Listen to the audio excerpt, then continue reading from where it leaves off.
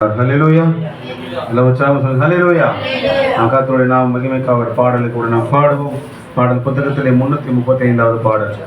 ஹல்லேலூயா. கர்த்தரை ஏகமாய் துதியுங்கள், அவர் நடத்தும் செய்கையை பார்த்தோரை துதியுங்கள். உற்சாகமா கரங்களை தட்டி நாம் பாடுவோம். சிஸ்டர் முன்னாடி வாங்க எல்லாரும் கூட சேர்ந்து நீங்களும் 332வது பாடல். அல்லேலூயா. கர்த்தரையே ஏகமாய் துதியுங்கள், அவர் நடத்தும் செயல்களெல்லாம் பார்த்தோரை துதியுங்கள். வல்லமையாய் கிரியை செய்யும் வல்லோரை துதியுங்கள். எல்லோரையும் ஏற்றுக்கொள்ளும் இயேசுவை துதியுங்கள்.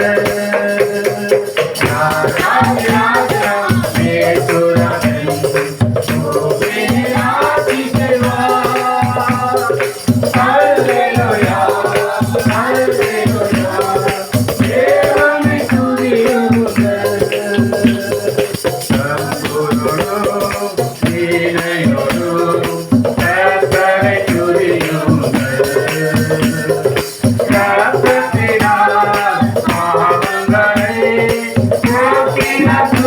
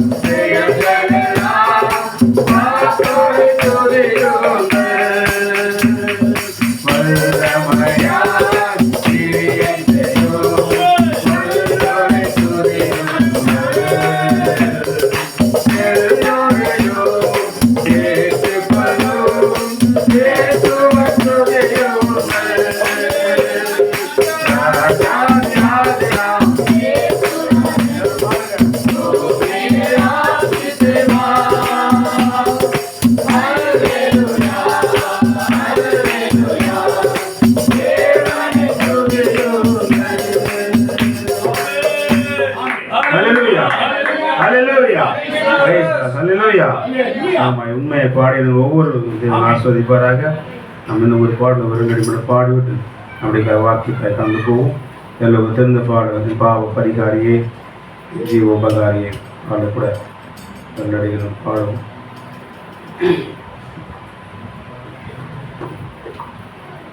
பாவ பரிகாரியே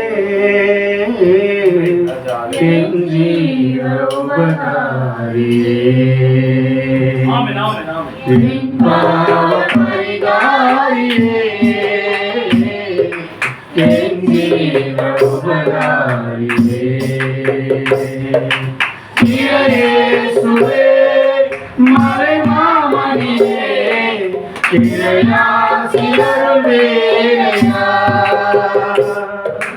இயேசுவே மறை மாமணியே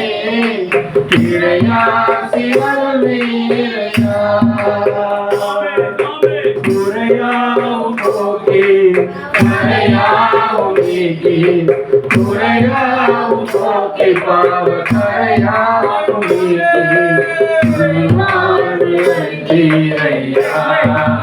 எனக்கு புது வாழ்வு அளித்தீரையா பாவ பரிகாரியே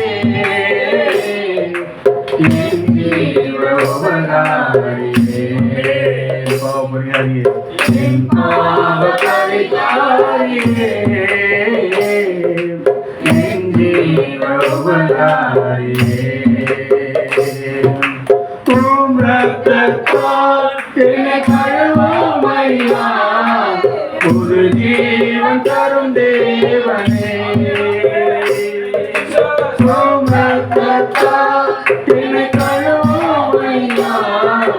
ஒரு ஜீவன் தரும் தேவனே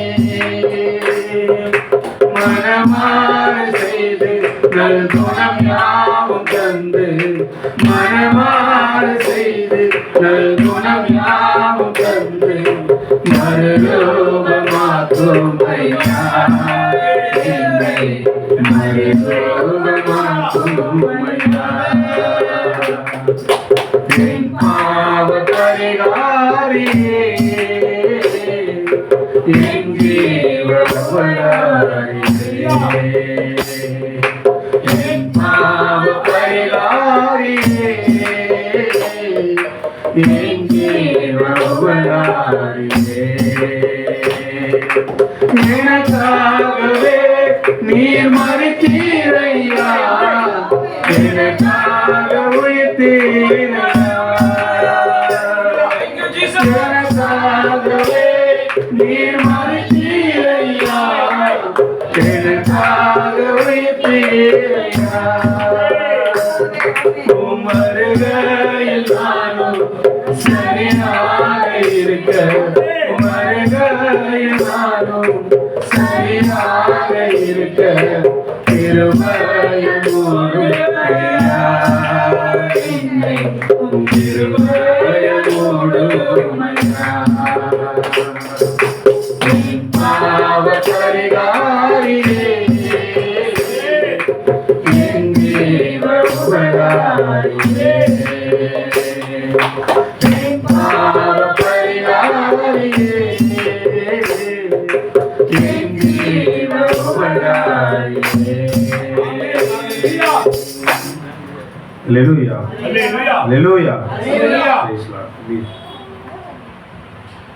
மீதான நேரத்தில் நம்ம மாணவர்களோடு ஒப்படைக்கலாம்.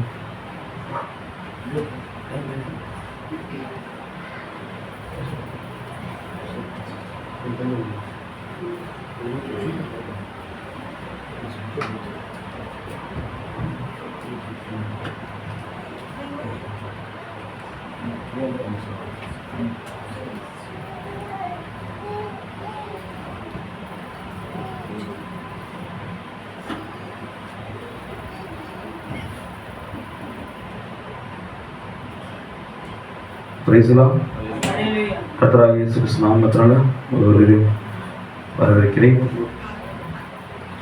இந்த ராபோஜன ஆராதனையில் பங்கு கொண்டிருக்கிற ஒருவரையும் கர்த்தராகிய இயேசு கிறிஸ்து ஆசீர்வதிப்பாராக. எத்தனை பேர் சந்தோஷமா இருக்கீங்க?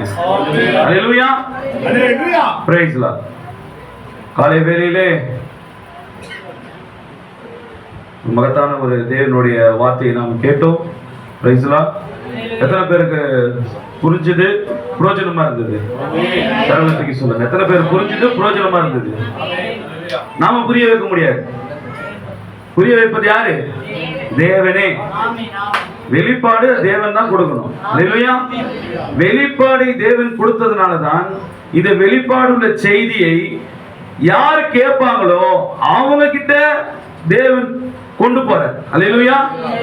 யார் அதை ரிசீவ் பண்ணுவாங்களோ, இந்த செய்தியை இங்க போட்டா எந்த இடத்துல போட்டா அது முளைக்கும்ன்றது தேவனுக்கு தெரியும். சகோதரர் டேவிட் சகோதரர் அவர்கள் காலையில் சொல்லும் போது பன்றிங்கிட்ட போயிட்டு முத்து போடக்கூடாதுன்னு சொன்னாங்க.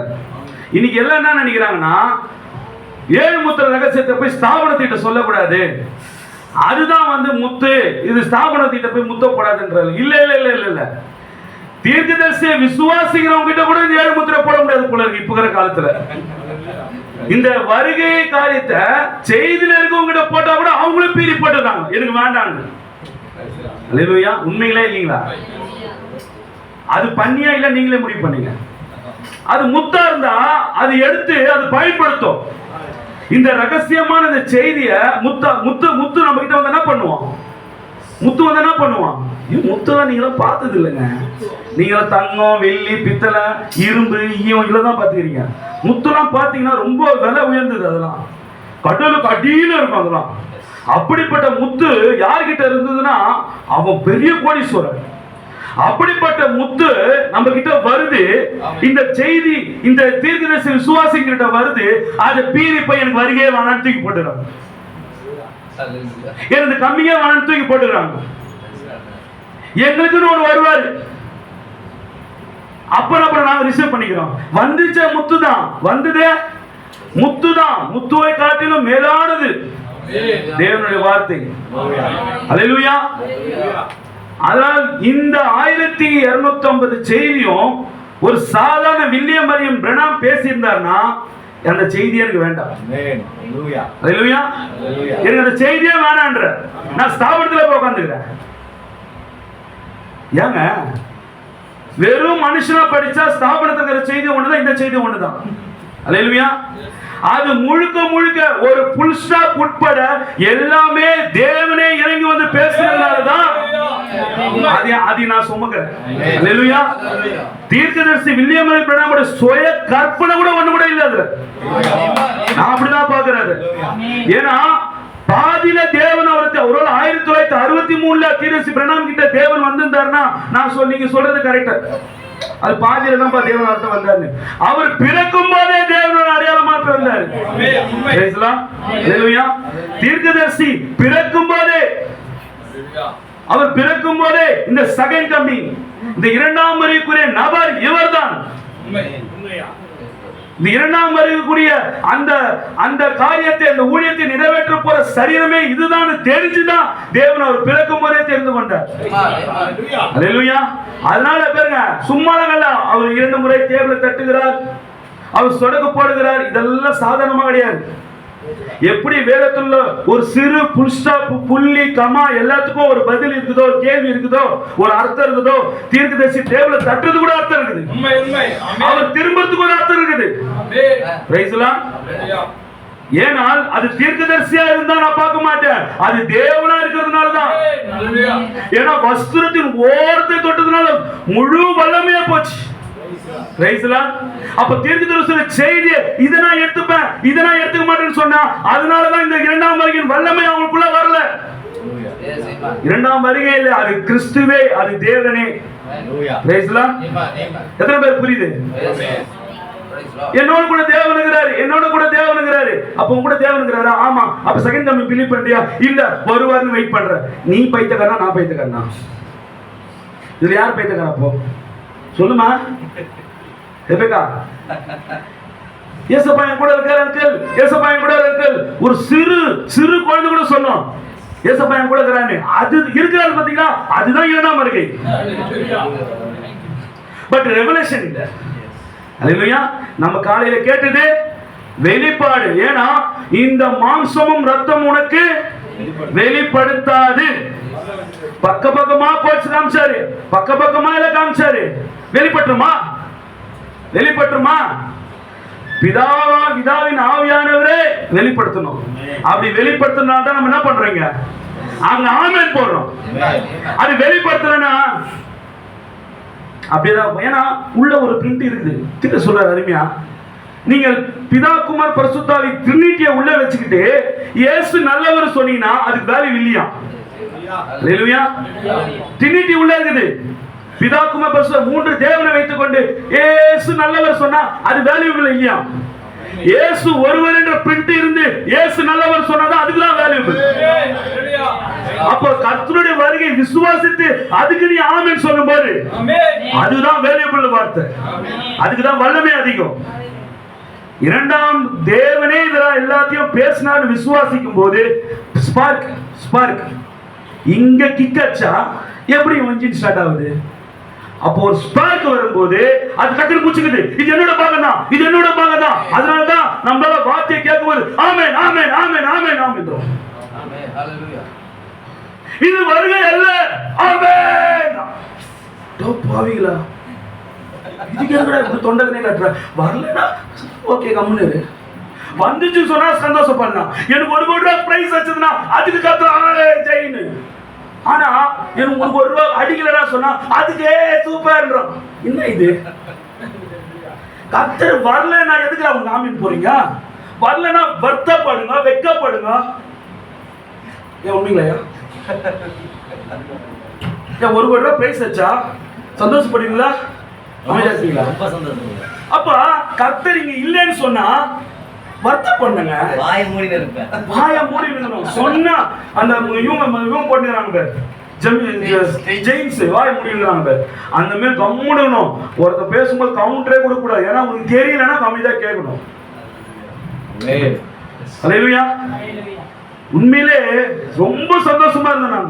ஏன்னா நான் மட்டுமே கத்திருந்தேன் 11 மாசமா ரோட்ல நீங்க சொன்ன மாதிரி இயேசு கிறிஸ்து இங்க இருக்கிறார், இயேசு கிறிஸ்து இங்க இருக்கிறார், இயேசு கிறிஸ்து இங்க இருக்கிறார். ஸ்தாபனம் பக்கத்துல சொல்லி பிருந்தாவன் நாளத்துல ஸ்தாபனம் சொல்லுது ஜீசஸ் கம்மிங் சூன், இயேசு கிறிஸ்து சீக்கிரம் வர போகிறார், பாவிகளே மனம் திரும்புங்கள். நான் என்ன சொல்றேன்? இயேசு கிறிஸ்து இங்க இருக்கிறாரா? பாவி அவர்கிட்ட வாடான்ற. என்ன சொல்றாங்க? நம்ம என்ன சொல்றோம்? இருக்கிறார். ஏய் அப்பா வருவார்னு சொன்னது பயமா இருக்குமா? ஏய் அப்பா பக்கத்து ரூம்ல இருக்காரு, அப்பா பக்கத்துல பத்துனுக்கிறாரு சொன்னா பயம் இருக்குமா? அப்ப ஏன் இன்னைக்கு ஸ்தாபனத்துக்கு பயம் இல்லைன்னா வரப்போற தேவன் தானே. நான் கல்லணை போல எனக்கு ஒரு நாள் மனம் திரும்பிடுறேன். இங்க இருக்கிறான்னு சொல்லி பாரு பயப்படுவோம். அதனாலதான் சகோதரன் அதிகமா குற்றப்பட்டிருக்கிறோம். டானி மூச்சு பாரு, டானி ட்ரெஸ்ஸ பாரு, டானி இதை பாரு, இதை பாருனியா. இது உள்ள இருக்கிறது யாரு? கிறிஸ்துன்னு எனக்கு தெரியல, தெரியாதான் குற்றப்பட்டிருக்கிற. ஆனா இதுவே இரண்டாம் வருகையில வார்த்தையாக தேவன் இப்போது சகோதரருக்குள்ள வந்திருக்காரு சொன்னா நான் இவரை பார்த்து எப்படி பயப்படணும்? அதனாலதான் இன்னைக்கு அநேக சகோதரத்துவத்துல அநேக சகோதரர் இழிவா பேசுறது காரணம்னா அவனுக்குள்ள இன்னும் இவனுக்குள்ளேயும் வரலன்னுறான், அவனுக்குள்ளேயும் வரலன்னுறான். உண்மையிலே தேவனுக்குள்ள இருக்கிறான்னு பிலீவ் பண்ணும்போது ஏய் பேசுறது சகோதரர் இல்லடா, கிறிஸ்து விரோதமா நம்ம பேசுகிறோம். இந்த அடிப்படையே நம்மளுக்கு புரியலன்னு வச்சுங்களேன், நாமளும் ஸ்தாபனமும் ஒண்ணுதான். அதுக்காக நான் வெறுக்கல, யாருமே நம்ம வெறுக்கல. இன்னைக்கு புரிந்து கொள்ளுதல் ஐயா, நாளைக்கு புரிஞ்சுப்பாங்க. ஒருவேளை இன்னைக்கு புரியலையா? 3 வருஷம் ஊழியம் பண்ணாங்க இயேசுவோட, ஆனா புரியல. இவர் யாருன்னு புரியல, மறுதலிச்சு போயிட்டான் பேதுரு. ஆனால் பரிசுத்தாவியை பெற்ற பிறகு அவரை போல ஸ்ட்ரெயிட்டா கூட சிலுவையில் அறைகிற தகுதி இல்லைன்றான். காரணம் என்ன? பரிசுத்தாவி ஒரு மனிதனுக்குள்ள இருந்தா மாத்திரம்தான் இது என்ன வெளிப்பாடு, இது தேவனா இல்லையான்றது தெளிவா தெரியும். புரிந்து கொள்ளுதல் வேணா டிஃபரெண்டா இருக்கலாம், ஆனா டோட்டலாவே இல்லைன்னு போது, கர்த்தரே இல்லைன்னு போது அது எவ்வளவு பெரிய ஒரு மோசமான காரியம். அதனாலதான் நம்மளுக்குள்ள அந்த பயம் இல்லை. தேவன் இங்க இல்ல, வரப்போறாரு, கிருபாசனம் அங்கதான் இருக்குது, இங்க இல்ல, பரலோகம் அங்கதான் இருக்குது, இங்க இல்லன்னு போதா சீசனுக்குள்ள பயம் இல்ல. ஆனா அதே கிருபாசனம் பரலோக ராஜ்யம் இன்னைக்கு பேதுருக்குள்ள இருக்கும்போது பயப்படுறாங்க போல. பேதுரு சீஷர்கள்லாம் பயப்படுறாங்க. ஏன்? தனக்குள்ளதான் தேவன் இருக்கிறாரு. அப்பதான் புரிஞ்சுது. இயேசு பக்கத்துல இருந்தா பிரயோஜனம் இல்ல, இயேசு எதிர்க்க உட்கார்ந்தா பிரயோஜனம் இல்ல. எங்க இருக்கணும்? இயேசு கிறிஸ்து உனக்குள்ள இருக்கணும், எனக்குள்ள இருக்கணும். அப்போஸ்தலர் காலத்துல அவனுக்குள்ள இருந்தது. ஏன் எவ்வளவு எவ்வளவு ஏங்க என்னங்க வருகையெல்லாம் பத்தி அடிப்படை ஒழுங்கே இல்லைங்க, அடிப்படை இதுவே இல்லைங்க. கர்த்தர் உனக்குள்ள இருந்தா மட்டும்தான் அதெல்லாம் வரும். ஏன் அந்த அடிப்படை சுபாவம் மாறல? ஏன் அந்த தாழ்மே இல்லைன்னா அவர் இல்ல, அதனால அது இல்ல. உண்மைங்களா? அவர் இல்ல, அதனால அந்த அடிப்படை சுபாவம் இல்ல. உங்களுக்கு புரியுதுங்களா? எவ்வளவு பெரிய விஷயம் பாத்தீங்களா? ஹல்லேலூயா. பாருங்க எவ்வளவு ஒரு மகத்தான காரியத்தை தேவன் நம்மளுக்கு ஒரு எளிமையா நம்மளுக்கு கொடுத்திருக்கிறார். ஒரே வார்த்தை சொன்னாருங்க, அதுல டோட்டலா நான் அப்படியே ஆஃப் ஆயிட்டேங்க. மனுஷகுமாரனாகிய என்னை ஜனங்கள் யார் என்று சொல்கிறார். இதுக்கு மேல ஒரு டிக்ளேர் வேணுமா? ஒரே வார்த்தையில முதலாம் வருகை முடிச்சாரு. ஃபர்ஸ்ட் கமிங்ல வந்து மனுஷகுமாரன் அது அவர் வாயிலே சொல்லிட்டாரு. அவர் வாயிலே சொல்றாரு, மனுஷகுமாரன் என்னை யார் என்று சொல்லுகிறீர்கள். அவன் கிறிஸ்துன்னு சொன்னதுக்கு பேதுருவே நீ சொல்றதெல்லாம் கரெக்ட். ஏசாயா 7:14 கண்டுபிடிச்சியா? இல்ல ஆண்டவரே. ஏசாயா 9:6 வச்சு கண்டுபிடிச்சியா? இல்ல ஆண்டவரே. எனக்கு தெரியல நான் ஏன் அப்படி சொன்னேன்னு. அதனால சொல்றாரு, உனக்கு தெரியாது. ஏன்னா உன் ரத்தமும் மாம்சமும் இதை நான் யாருன்னு வெளிப்படுத்தல, பரலோகத்தின் பிதாவின் ஆவியானவர் தான் உனக்கு வெளிப்படுத்துறாரு நான் யாருன்னு. ஹல்லேலூயா. இன்றைக்கு இந்த ரகசியம் இரண்டாம் வருகை உள்ளதான் இருக்குதுன்றத நீ புரிஞ்சுக்கிட்டாலே இப்ப எல்லாம் கேள்வி கேட்பாங்க. அப்ப செகண்ட் வந்துச்சு, கம்யூனியன் முடிச்சிடலாமா? இரண்டாம் வருகை வந்துச்சு, ராபோஜனத்தை முடிச்சிடலாமா? ஞானஸ்தானத்தை முடிச்சிடலாமா? ஐயா இந்த ஆராதனையே ராபோஜன ஆராதனை தான். இந்த ஆராதனையே ராபோஜன ஆராதனை நடந்து நிக்குது. சரிங்களா? அடுத்த வாரம் ஒரு 4 பேர் நாங்க ஞானஸ்தானம் கொடுக்க போறோம். புரியுதுங்களா? எவ்வளவுங்க இன்று கர்த்தராகிய கிறிஸ்து என்னும் இரட்சகர் தாவீதுவிலே அந்த வசனத்துக்கு பதிலா இரட்சகருக்கு பதிலா இன்று கர்த்தராகிய இயேசுவானவர் தாவீதுவிலே பிறந்திருக்கிறார் சொல்லிருக்கணும். அங்க கிறிஸ்துன்னு வந்துடக்கூடாது. எங்க குழந்தையா பிறக்கும் போது கிறிஸ்துன்னு வந்துடக்கூடாது. அப்படியே வராம இருந்தா கல்வாரியில தான் முதலாம் வருகை வந்து நானும் பிலீவ் பண்றேன். ஆனா அவர் பிறக்கும் போது என்ன வார்த்தை? அவர் பிறக்கும் போதே இன்று கர்த்தராகிய கிறிஸ்து என்னும் இரட்சகர். ஆனா அதுக்கு ஒரு 33 வருஷம் ப்ராசஸ் தேவை. 1963 ஃபுல்னஸ் ஓட தேவன் மனவாட்டிக்குள்ள இறங்கினாலும் மனவாட்டி ஒருத்தர் சொல்றாரு, ரொம்ப ரொம்ப கேட்டேன் நானு. என்ன சொல்றேன்னா, எந்த ஊர்லயாவது மனவாட்டிய மனவாளன் போய் அலங்காரம் பண்ண முடியுமான்னு கேட்கிறாரு. என்ன சொல்றாரு? மனவாட்டிய மனவாளன் போய் அலங்காரம் பண்ண முடியுமான்னு கேட்கிறாரு. என்ன பதில் சொல்லலாம்? என்ன பதில் சொல்லலாம்?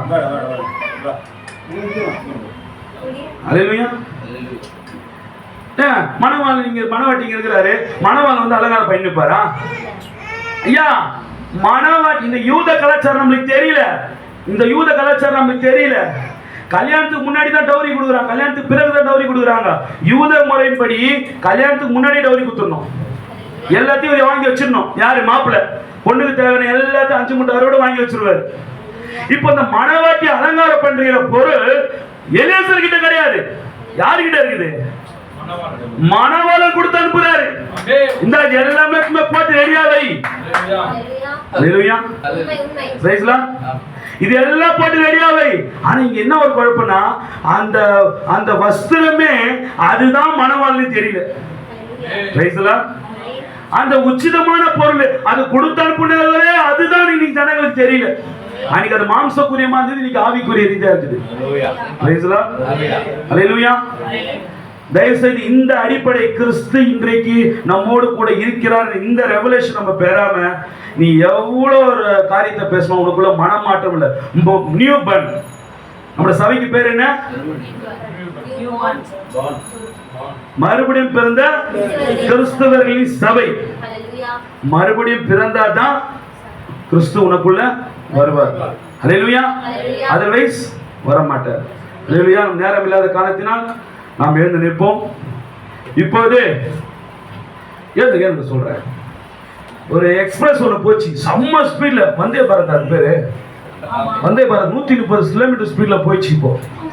இப்போ என்ன பண்ணுது, பெங்களூர் ரூட்டு தான் விடுவோமா, சரி பாண்டிச்சேரி ரூட்ல தான் நீங்க வந்தே பாரத் விடுவீங்களா? இப்போ நான் நாகர்கோயிலுக்கு ஒரு பஸ், ஒரு நாகர்கோயில இருந்து சென்னைக்கு ஒன்று வருது. இப்போ அல்லேலூயா, ஒரு வந்தே பாரத் பாண்டிச்சேரியில இருந்து சென்னைக்கு வந்துச்சு காலையில 130 ஸ்பீட்ல. இப்போ இன்னொரு வந்தே பாரத் வரப்போகுது, அது எங்கிருந்து வருது? அது குடியாத்தத்துல வருது. சாரி பிரதர், நாகர்கோயில் சொல்லிட்டேன், ஏன்னா அப்பதான் எங்க அணி சந்தோஷப்படுவாங்க. அது குடியாத்திலிருந்து வந்து அந்த வந்தே பாரத், அந்த வந்தே பாரத் ரயில்ல இப்ப ஏற போறோம். அல்லேலூயா, நம்மளை ஒப்பு கொடுத்து ஜெபிப்போமா? கண்களை மூடுவோம். இந்த வருகிற வார்த்தைக்காக, இந்த வார்த்தை ஒவ்வொரு இருதயத்தை தொடும்படியாகவும், முழுவதுமாக நம்முடைய ஆவி ஆத்துமா சரீரத்தை ஒப்பு கொடுத்து பேசுகிற சகோதரையும் கேட்கிற விசுவாசிகளையும் சகோதர சகோதரிகளையும் ஒப்பு கொடுத்து நம்ம மத்திய சகோதரர் எயில் டேனியல் அவர்கள் ஜெபிக்கும்படியாக கேட்கிறேன். சரி, பெருவந்த ரட்சகரே, இரக்கத்தில் ஐஸ்வர்யுள்ள தேவனே, தர்மியான ஆண்டவரை நாளுக்காக நன்றி செலுத்துகிறோம். இந்த நாளில் ஆண்டவரை காலையிலே தோன்றின அதே தேவன் தாமே இந்த ஆண்டவரை இரவின் பொழுதிலே எங்கள் மத்தியிலே பிரசன்னமாக முடியாது. ஓ மகத்தான ஆண்டவரே, நம்முடைய மகத்தான வார்த்தை நாளை நிரப்பும்படியாக கூட நாங்கள் ஜெபிக்கிறோம். ஆண்டவரே தேவனே கர்த்தாவே, இதோ காலையிலே எளிமையான தேவன் எளிமையான சரீரத்தில் மறைந்திருந்து நீர் அவிதமே தன்மை வெளிப்படுத்தினீர் ஆண்டவரே. அந்த எளிமையான தேவன் இந்த நாளிலும் மீண்டுமாக ஆண்டவரே இதோ இந்த வேலையில் எங்கள் மத்தியிலே வெளிப்பட போகிற தயவுக்காக நன்றி செலுத்துகிறோம் ஆண்டவரே. வார்த்தை வியாக்கியானித்த அதே தேவன் ஆண்டவரே, எங்கள் தீர்க்கதரிசி பிரணாமின் நாட்களில் வெளிப்பட்ட அதே மகத்தான தேவனின் வல்லமை இந்த நாளிலே எங்கள் மத்தியிலே காணப்படும்படியாய் ஒவ்வொருத்தருடைய தேவைகள் சந்திக்கப்படும்படியாய் கூட நாங்கள் ஜெபிக்கிறோம் ஆண்டவரே. என்ன இயக்கங்களோடு தேவைகளோடு வந்தார்களோ வார்த்தை நிறைவினாலே அதை பெற்றுக்கொள்ள ஆண்டவரே. வார்த்தை பிரசங்கிக்கும் போதே அதை எடுத்துக்கொள்ள தேவனே நீர் ஒவ்வொருத்தருக்கும் உதவி செய்யுங்க. வார்த்தை சுமந்து வந்துதான் இந்த அருமையான சகோனை கூட தேவதாசனை கூட உங்க கரங்கள் ஒப்பு கொடுக்கிறோம். இன்னுமாய் பரிசுத்த அபிஷேகத்தினாலும் வல்லமினாலும் பிரசங்கித்த ஆண்டவரே, அவருடைய வார்த்தை வல்லமினாலும் ஆண்டவரே அபிஷேகத்தினால கடந்து ஒவ்வொரு இருதயத்திலும் ஆண்டவரே ஆண்டவரே ஆணி போல தோய்க்க ஆண்டவரே நீர் உதவி செய்யும்படியாக நாங்கள் ஜெபிக்கிறோம். நாங்கள் அப்படியாக அதை கேட்டு அதை விட்டுவிடாதபடி நூறத்தனையாய் பலன் தரத்தக்கதாக எங்கள் நிலங்களை ஒரு விஷயாய் கூட நாங்கள் ஆண்டவரே பண்படுத்தப்பட்ட நிலங்களாக இந்த சமூகத்தில் ஒப்பு கொடுக்கிறோம் ஆண்டவரே. இந்த மகத்தான வார்த்தையின் விதையினாலே விதைக்கும்படியா அதை ஆண்டவரே நாங்கள் பெற்றுக்கொண்டு ஜீவிக்கும்படியா இந்த சமூகத்தில் ஒப்பு கொடுக்கிறோம். சகோதரி ஆசீர்வதிங்க, அந்த கரம் அவரோடு இருக்கட்டும், பலப்படுத்துங்க. தேவன் தாவை பொறுப்பெடுத்துக் கொள்ளும்படியா நாங்கள் ஜெபிக்கிறோம். மகத்தான இரட்சகராகிய இயேசு கிறிஸ்து நாமத்தில் ஜெபிக்கிறேன். ஆமென், ஆமென். நாம் ஒன்லி பிலீவ் பாடலை கோரஸை பாடும்போது வார்த்தையை பேசும்படியாக பாஸ்டர் கிஷோர் பினகாஸ் பிரதரை நாம் முன்பாக அழைப்போம்.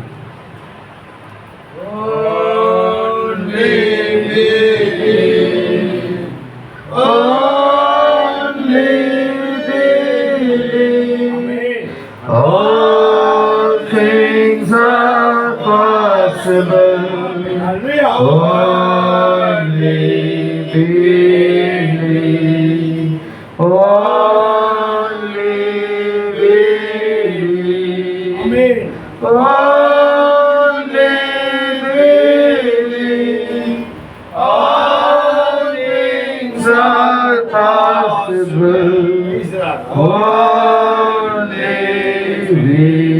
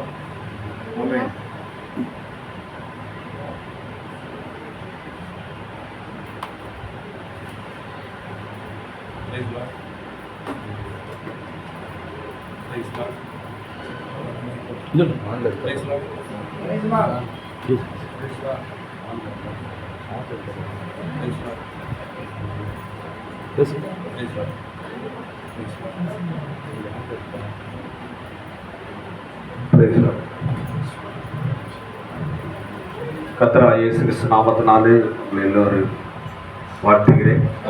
மீண்டும் ஒரு விசை உங்கள் மத்தியிலே கர்த்தர் இருக்கும்படியாக தந்த இந்த ஸ்லாக்கியத்துக்காக கர்த்தருக்கு நன்றி செலுத்துகிறேன். நேரம் இல்லாத காரணத்தினால் நாம் வார்த்தைக்கு நேராக கடந்து செல்லலாம்.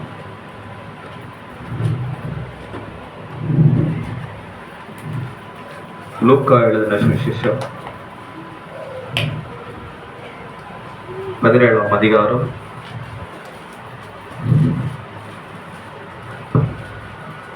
28 முதல் நான் வாசிக்கிறேன். லோத்தினுடைய நாட்களிலே நடந்தது போலவும் நடக்கும். ஜனங்கள் புசித்தார்கள், குடித்தார்கள், கொண்டார்கள், விட்டார்கள், நட்டார்கள், கட்டினார்கள். லோத்து சோதோமை விட்டு புறப்பட்ட நாளிலே வானத்திலிருந்து அக்கினியும் கந்தமும் வருஷித்து எல்லோரையும் அழித்து போட்டது. மனுஷகுமாரன் வெளிப்படும் நாளிலே அப்படியே நடக்கும். இன்னும் ஒரு 1 தெசலோனிக்கேயர் 4ஆம் அதிகாரம்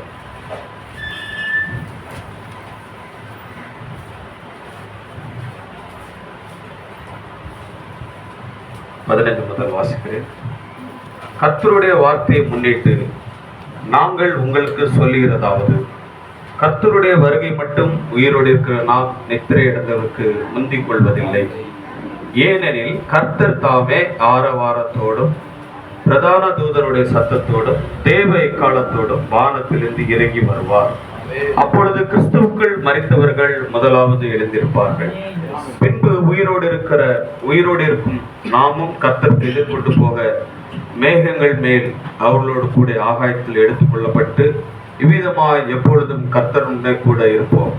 ஆகையால் இந்த வார்த்தைகளினாலே நீங்கள் ஒருவரை ஒருவர் தேற்றுங்கள். இன்னும் ஒரு அதிகாரம் 1 யோவான் 5ஆம் அதிகாரம்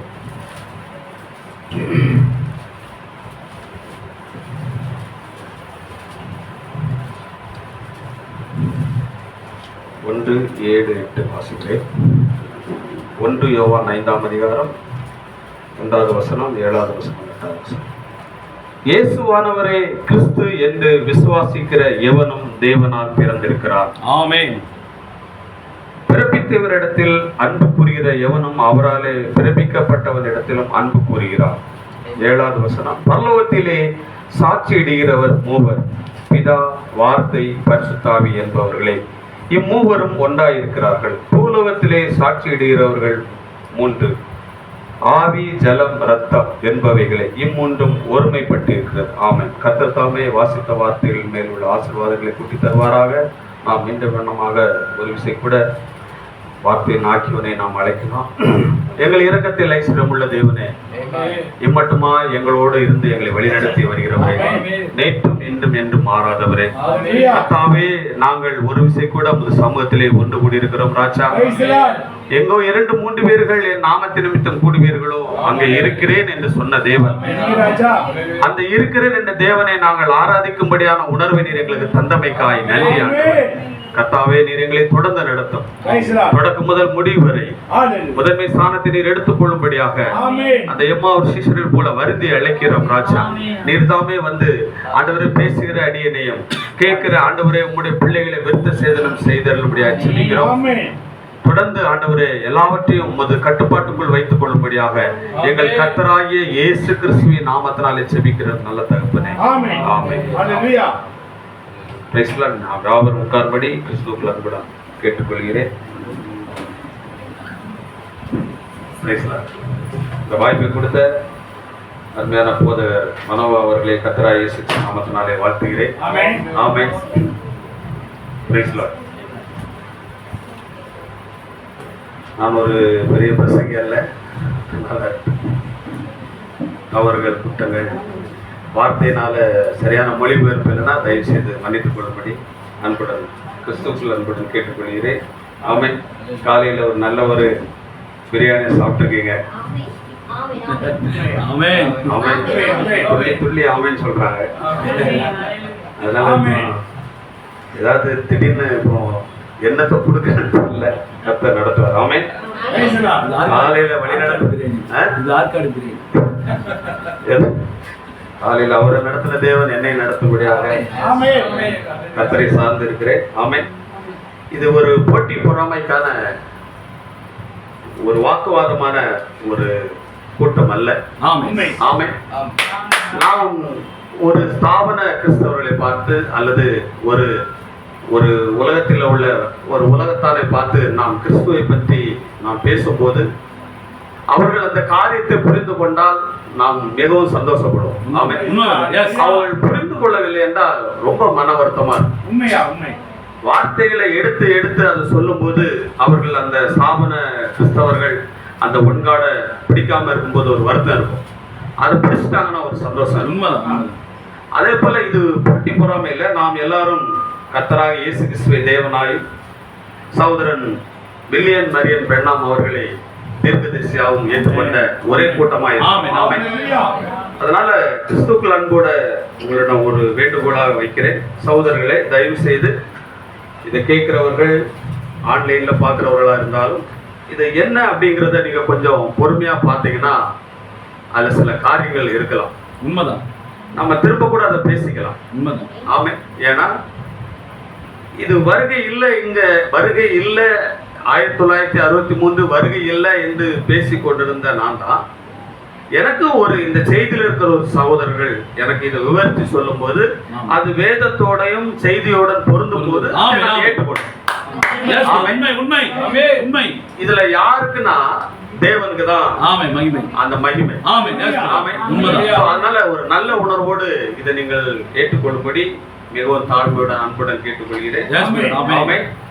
அதனால தேவன் வந்து பாத்தீங்கன்னா ஏன் நம்ம வந்து ரொம்ப விசேஷமானவர்கள். இந்த உலகத்துல ரொம்ப விசேஷமானவர்கள் யாருன்னா நம்ம தான். ஏன்னா எத்தனை உலகத்தை விட்டாலும் வாங்க முடியாத மாபெரும் மகத்தான செய்தி இந்த பரிசுத்த வேதாகமம் உலகத்தில் உள்ள எல்லாருமே இருக்கு. அதனால பரிசுத்த வேதாகமத்தை நான் குறைத்தரவா நான் சொல்லல. ஆனா இதுல உள்ள இருக்கிற அந்த மறைந்த ரகசியங்கள் அவங்க கிட்ட இல்ல. ஆமே. அந்த ரகசியத்தை தேவன் நம்ம கிட்ட டைரக்டா சொல்லல. இதை யாருக்கிட்ட சொல்லி இருக்கிறாருன்னா சகோதரன் வில்லியன் மரியன் பெண்ணாம்கிட்ட மட்டும் தான் சொல்லி. ஆமே. மகத்தான தேவனே வில்லியம் மரியன் பெண்ணாம தான் சார்ந்திருக்காரு. இவர் என்ன சொல்ல போறாரு, என்ன பத்தி என்ன பேச போறாரு, என் ரகசியத்தை எப்படி எல்லாம் சொல்ல போறாருன்னு அவங்க ரசிச்சுப்பாங்க. ஆமே. எக்ஸாம்பிள் ஒண்ணு சொல்றேன். இது உங்களுக்கு தெரிஞ்சதான். நான் இதை ஒரு சின்ன எக்ஸாம்பிளா சொல்றேன். ஒப்பசம்ங்கிற ஒரு மிருகத்தை பத்தி நீங்க வந்து கேள்விப்பட்டிருப்பீங்க. ரொம்ப கிட்ட இருக்கா? ஒப்பசம்ங்கிற ஒரு மிருகம். அந்த ஒப்பசம் அந்த மிருகம் வந்து ஒரு கொடிய மிருகத்தினால அடிக்கப்பட்டு அது ரொம்ப பாதிப்புல இருக்கு.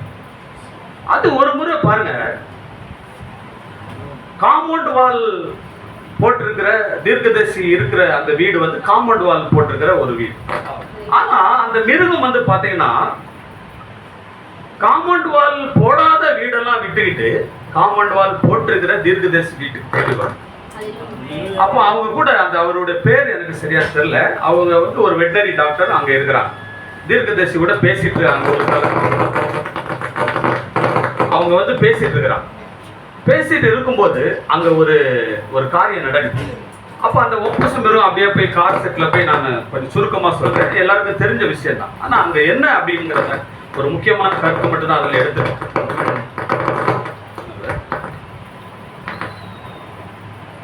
அங்க என்ன சம்பவம் அப்படின்னு நடக்கு அப்படின்னு பாத்தீங்கன்னா அந்த நேரத்துல அவங்க தீர்க்கதரிசி இருக்கிற அந்த ஏரியா பக்கத்துல ஒரு ஒரு ஆறு இருக்குது. அங்க ஒரு சகோதரி தவறான முறையில் ஒரு குழந்தை பிறந்தனால அந்த குழந்தைய சாகடிச்சிடும். அது அப்படி பிரபலமா அந்த நேரத்துல ஒரு செய்தியா போயிட்டு இருக்கு. ஆனா அந்த ஒப்பச மிருகம், அடிப்பட்ட மிருகம் சாவ கொடுக்கிற நேரத்துல கூட, சாகுற நேரத்துல கூட தன்னுடைய குட்டிகளுக்கு அது பாலை ஊட்டின்னு அது அப்படியே அந்த அந்த இடத்த கொடுத்துட்டு இருக்கு. அப்ப தீர்க்கதரிசி அதை பார்த்து ரொம்ப வேதனைப்படுறாரு. அப்ப அவருக்கு ஒரு ஒரு கூட்டத்துக்காக அவர் போறாரு.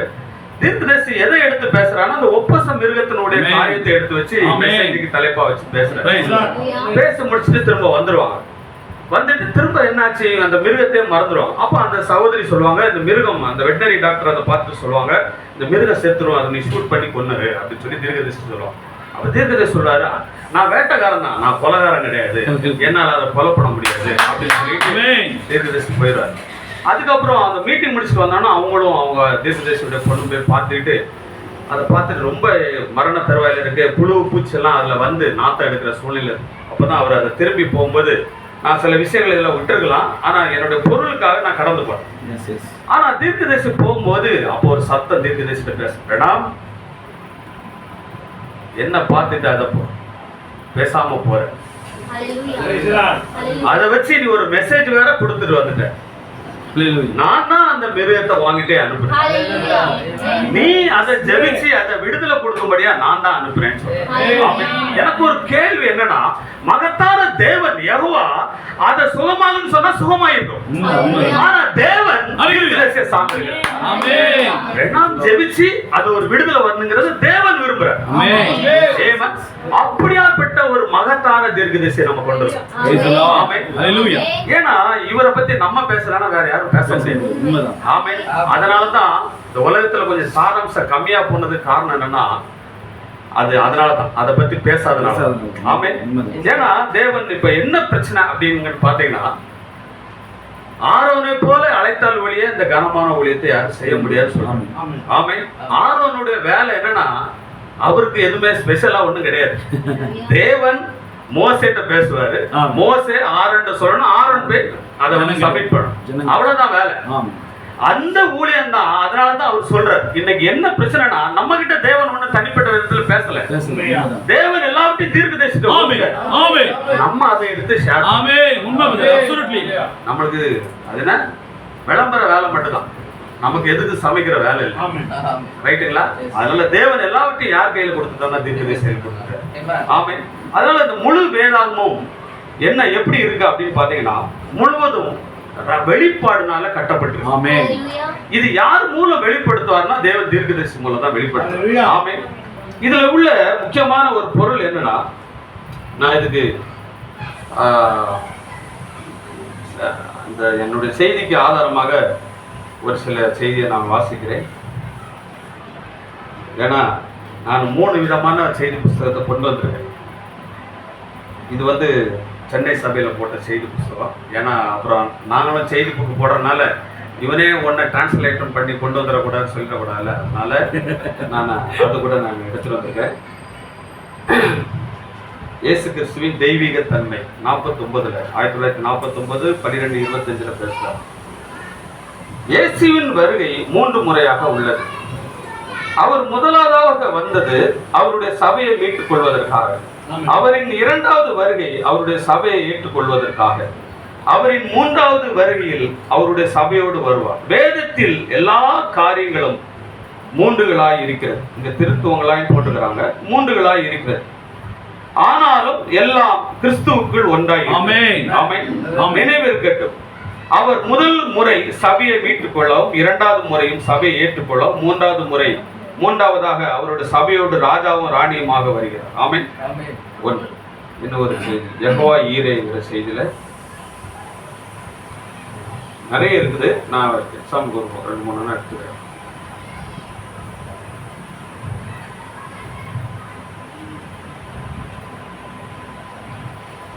யெகோவா ஈரே 1வது பாகத்துல 38வது பேரால வாசிக்கிறார். தேவன் 3 என்னும் எண்ணிக்கையில் பரிபூர்ணப்படுகிறார். ஆமென். தேவனுடைய இலக்கங்களை நாம் அறிவோம். 3 பரிபூரணம், 7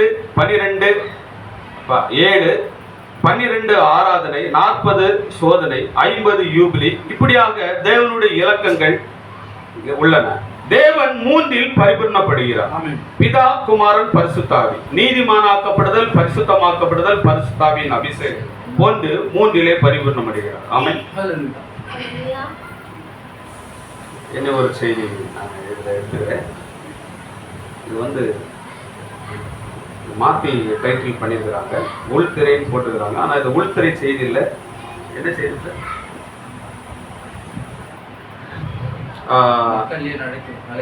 ஆமாம், கரெக்ட். மக்கள் ஏன் அழைக்கிறது?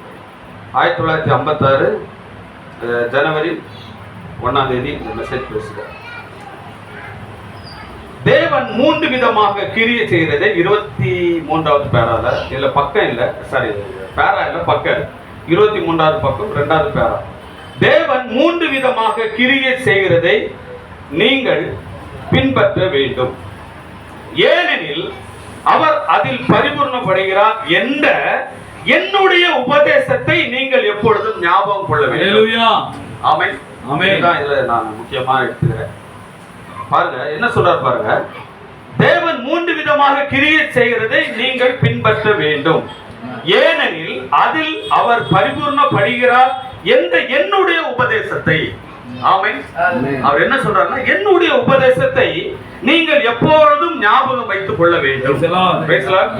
இப்ப இதுதான் இங்கதான் மக்களுடைய சிக்கல் இருக்கு. ஆமென். ஏன் அப்படின்னா தேவன் அவருடைய எல்லா விதமான காரியத்தையும் மூன்றுக்குள்ளதான் வைத்திருக்கார். ஆமென். தேவன் என்கிற ஒரு காரியத்தை நீங்க எடுத்தீங்கன்னா அதுக்குள்ள பிதா, குமாரன், பரிசுத்த ஆவி. ஆமென். மனிதன் என்கிற ஒரு காரியத்தை எடுத்தீங்கன்னா அதுக்குள்ள ஆவி, ஆத்மா, சரீரம். ஆமென். ஒரு சபையினுடைய ஒரு சபை வளர்ச்சியுடைய நீதிமானாக்கப்படுதல், பரிசுத்தமாக்கப்படுதல், பரிசுத்த ஆவியின் அபிஷேகம். வருகை என்று பாத்தீங்கன்னா முதலாம் வருகை, இரண்டாம் வருகை, மூன்றாம் வருகை.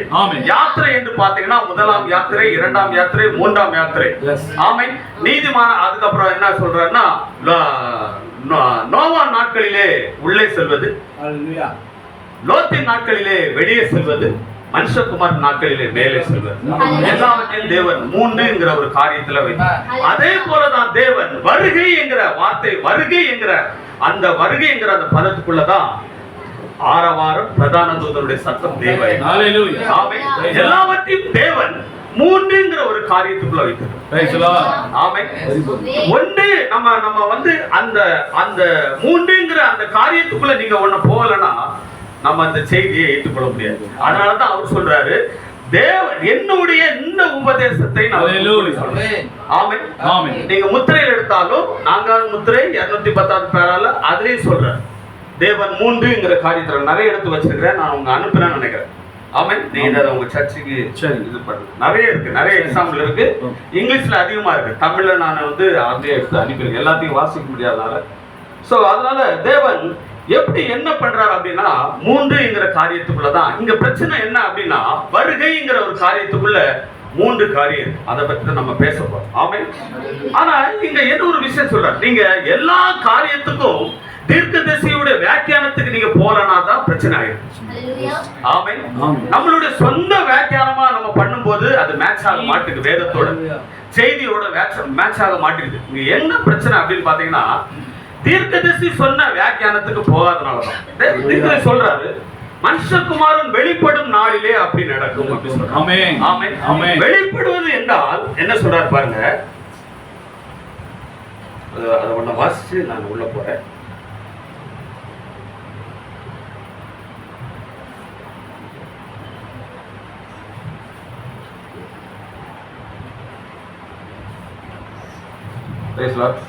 கொஞ்சம் பொறுத்துக்கோங்க, ஏன்னா இது முக்கியமான காரியம்னால உங்களுக்கு ஆதாரத்தோட பேசும்போது அது பிரயோஜனமா இருக்கும். நாளைக்கு நீங்களும் வீட்டில் அதை வாசிக்கலாம். அதுக்காக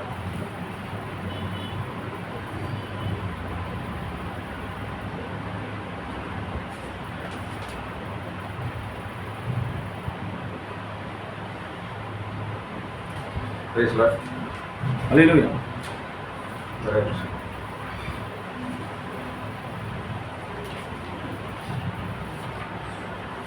செய்தியில 117வது பேரால தீர்க்கதரிசி சொல்றார், மனுஷகுமாரன் வெளிப்படும் நாளிலே அப்படியே நடக்கும்.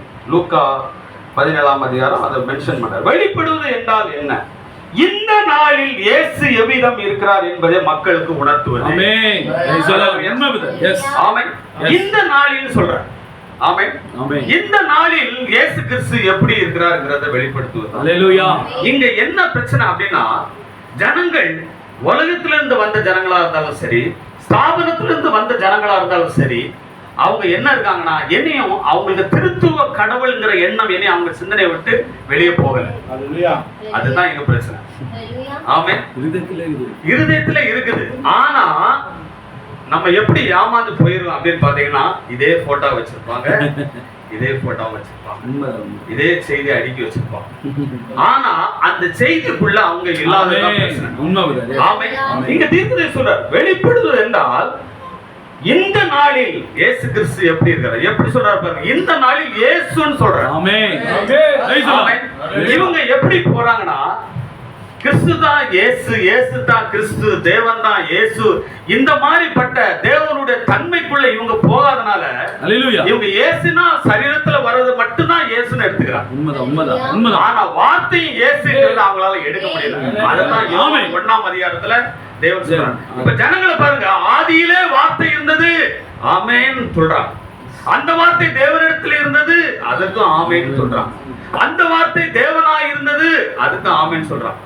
அந்த வார்த்தை மாம்சமாச்சு, அதை ஒத்துக்கிறாங்க. மாம்சமானது வார்த்தையா வந்துச்சுன்னா ஒத்துக்க மாட்டேங்க. ஆமென். இதுதான் பிரச்சனை. ஆமென். ஆனா கிறிஸ்து வந்திருக்காரு அப்படின்னு சொன்னா அதுவும் அவன் ஏத்துக்க மாட்டேங்க.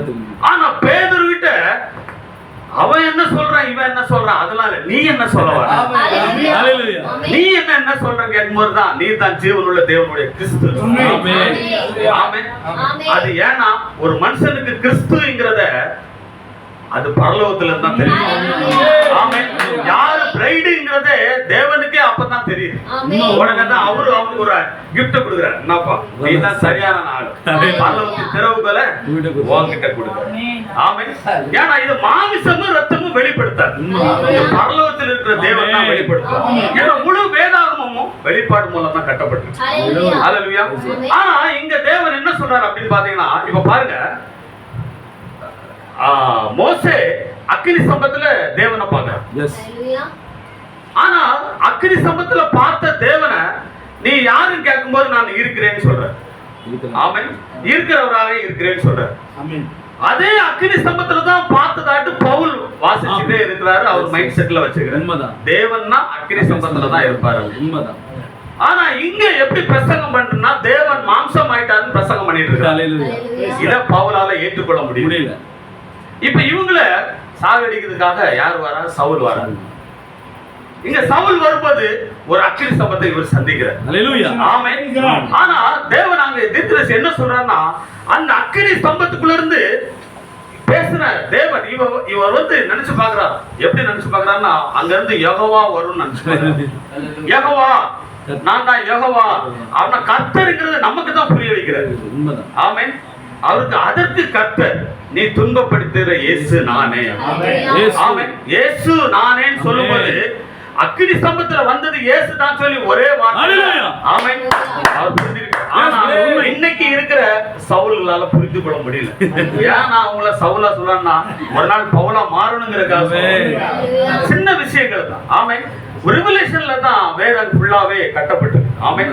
அப்படிதான் நீங்க அந்த வேதத்தை புரிந்து கொள்ள முடியுமே தவிர மற்றபடி பிடிக்க முடியாது. இங்க பாருங்க, என்ன ஒண்ணு சொல்றோம், நம்ம 1 யோவான் 5ஆம் அதிகாரம் 7ஆம் வசனத்துல என்ன சொல்லுது பாருங்க. அந்த ஒரு வசனத்தை வாசிங்க.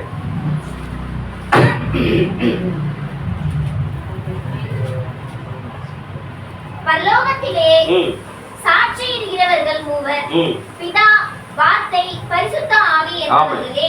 பாருங்க, இங்க இயேசுவை காணும். யார் இருக்கா பாருங்க. பிதா இருக்கிறாரு, வார்த்தை இருக்கிறாரு, பரிசுத்த ஆவி இருக்கிறாரு. ஆனா இயேசுவை காணும். கஷ்டம். இப்ப எப்ப இயேசு வருவாரு தெரியல. இதுதான் இன்னைக்குள்ள பிரச்சனை. ஆமென். வார்த்தை தான் கிறிஸ்துங்கிறது. அதுக்கு நல்ல முதலாம் வசனம் சொல்லுது பாருங்க, இயேசுவானவரே கிறிஸ்து என்று விசுவாசிக்கிற எவனும் தான் தேவனால் பிறந்தவன். ஒரே அடையாளம், தேவனால் பிறந்தவங்கிறது வார்த்தை தான் கிறிஸ்து, கிறிஸ்து தான் இயேசுங்கிறது புரிஞ்சவங்க மட்டும் தான் தேவனால. அதனால தான் இவங்களால புரிஞ்சுக்க முடியல, இவங்ககிட்ட நம்மளால போராடவும் முடியல. ஆமென். அதனால நம்ம என்ன பண்ணலாம்னா செய்தியை வாசிச்சுட்டு இதை அவங்க பிடிச்சிட்டா இருந்தா அதை பிடிச்சிக்கலாம். ஆமென். ஏன்னா தேவன் சொல்றாரு, தீர்க்கதரிசி என்ன சொல்றாருன்னா மணவாட்டி மட்டுமே தான் எடுத்துக்கொள்ளப்படுவோம். ஆமென். மணவாட்டிக்கு மட்டும்தான் அந்த எடுத்துக்கொள்ளப்படுது. நான் அதுக்கு ஆதாரமா 2 பேரா வாசிச்சுட்டு நம்ம போலாம்.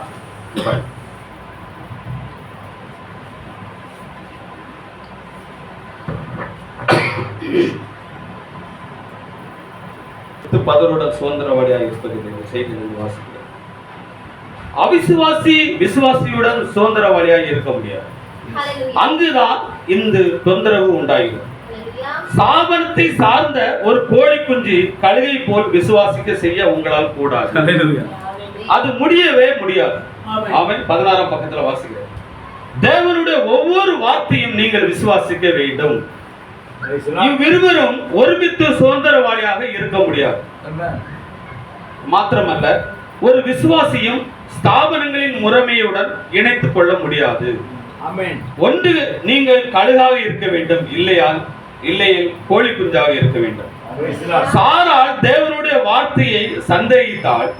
தேவன் அதை நிறைவேற்ற முடியுமா என்ற கேள்வி அவள் மனதில் எழுந்தது. கவனிங்கள், ஆபிரகாம் சந்தேகிக்கவில்லை, சாராள் தான் சந்தேகித்தாள்.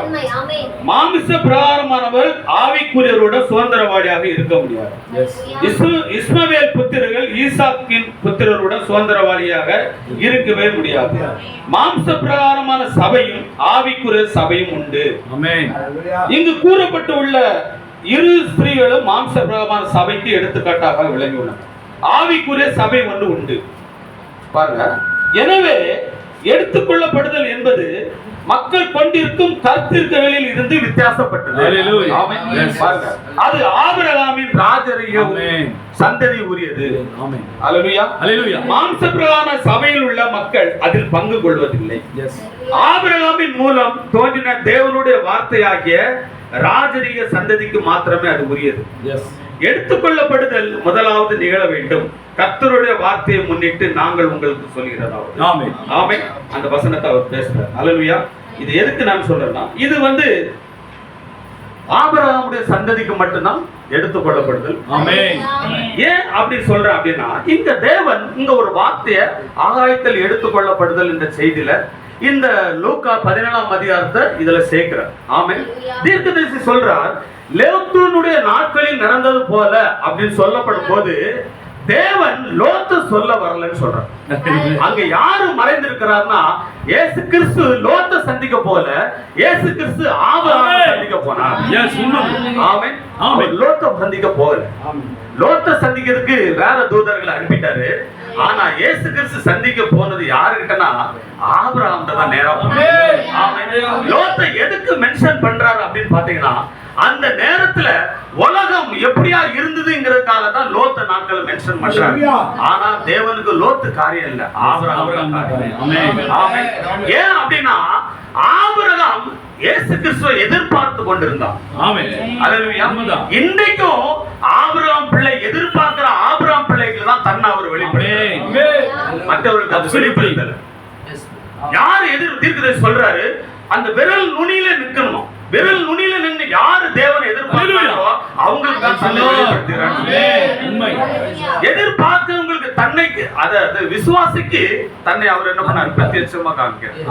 அவிசுவாசிக்கு தன்னை மறைத்து கொள்கிறார். ஆமென். அதுதான் முதலாம் வருகையிலும் அதான் நடந்துச்சு.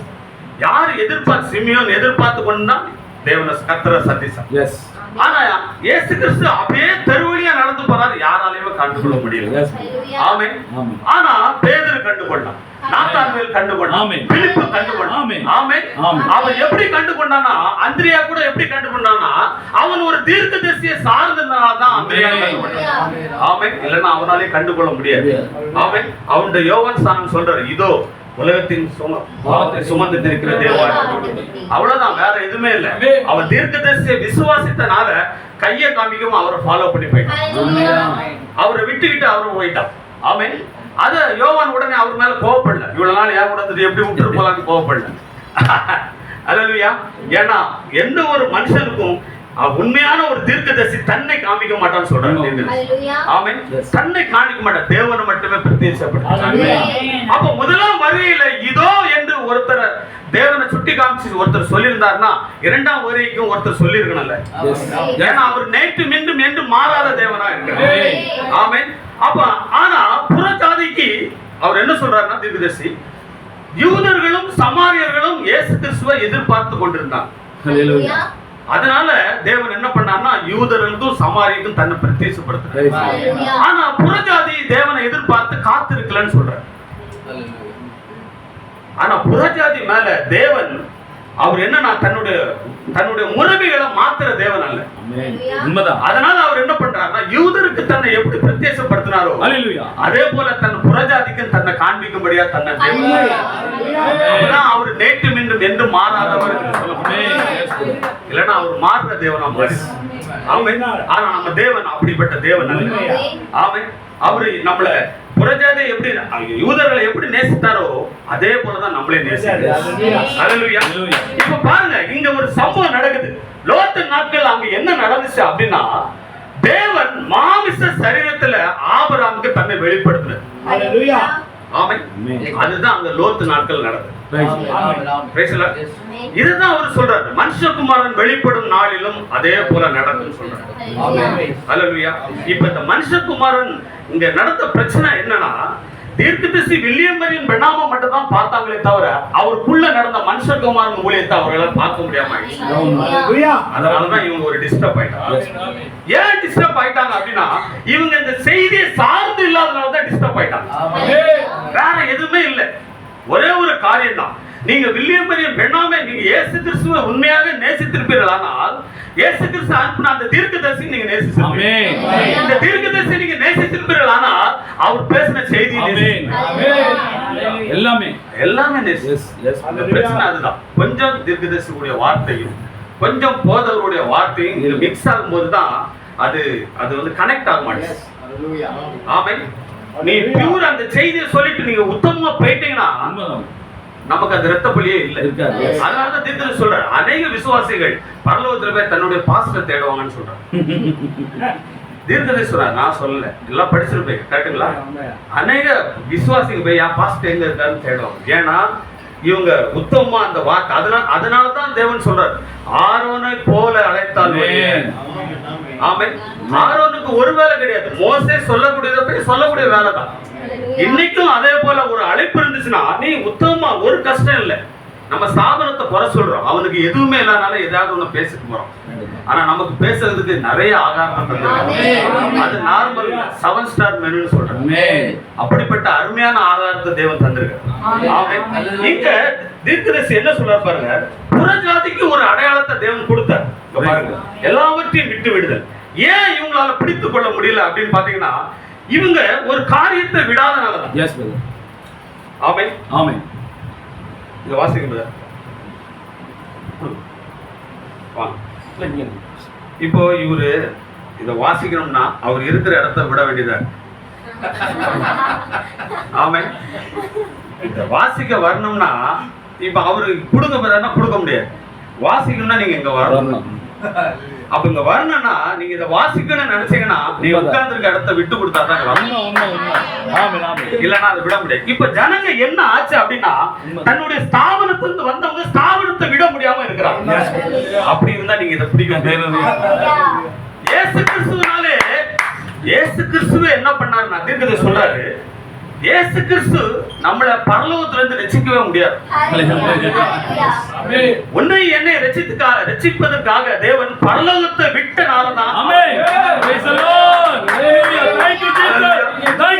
இல்லனா நம்மளுக்கு ரட்சிப்பு கிடையாது. அவர் தேவனா இருந்தா கூட அவர் இடத்தை அவர் விட்டு கொடுக்கலாம். ஆமென். இன்னைக்கு ஏன் வருகையை பிடித்துக் கொள்ள முடியலன்னா, இவங்க என்னையும் அந்த ஸ்தாபன கோட்பாடுல இருந்து இவங்க என்னையும் வெளியே வரல. அதை விட்டாதான் நீ இதை பிடிக்க முடியும். ரெண்டையும் ஒரே நேரத்துல தீர்க்க சொல்றாரு. ஒரே நேரத்துல நீ வலது பக்கம் இடது பக்கம் போக முடியாது. ஒண்ணு நீ லெஃப்ட்ல போனா அல்ல ரைட்ல போ. ஆமென். எல்லாத்தையும் விட்டு விடுதல் அந்த செய்தியில தீர்க்கதரிசி சொல்றாரு. ஆமென். இது எப்படி சொல்றாரு பாருங்க, நான் வாசிக்கிறேன்.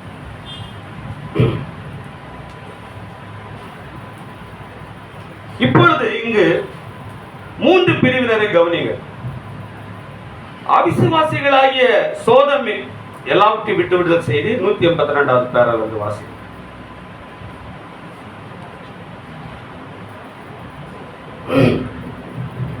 ஆகவே நாம் இந்த கடைசி சபையை நோக்கி சோதோமை விட்டு வெளியே வா என்று கூக்குரல் விட அவசியம் இல்லை. நல்லா கேளுங்க, உண்மையா இது நல்ல ஒரு வார்த்தை.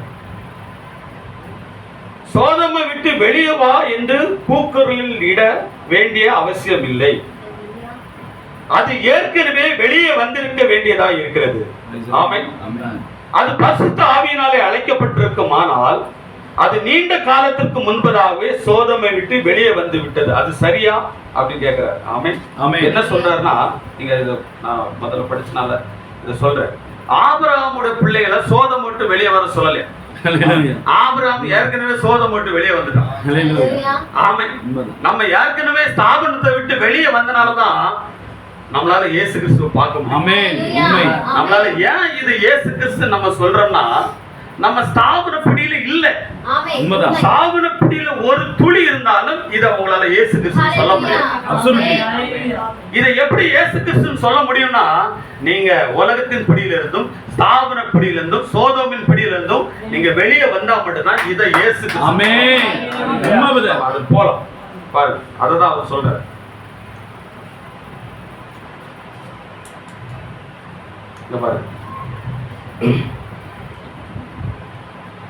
சோதோமை விட்டுவிட்டது. அவள் அங்கே வெளியே இங்க தாமதமாகவே வாழ்ந்து கொண்டிருக்கிறார். சரியாக வேறு பிரிக்கப்பட்டு. ஆமென்.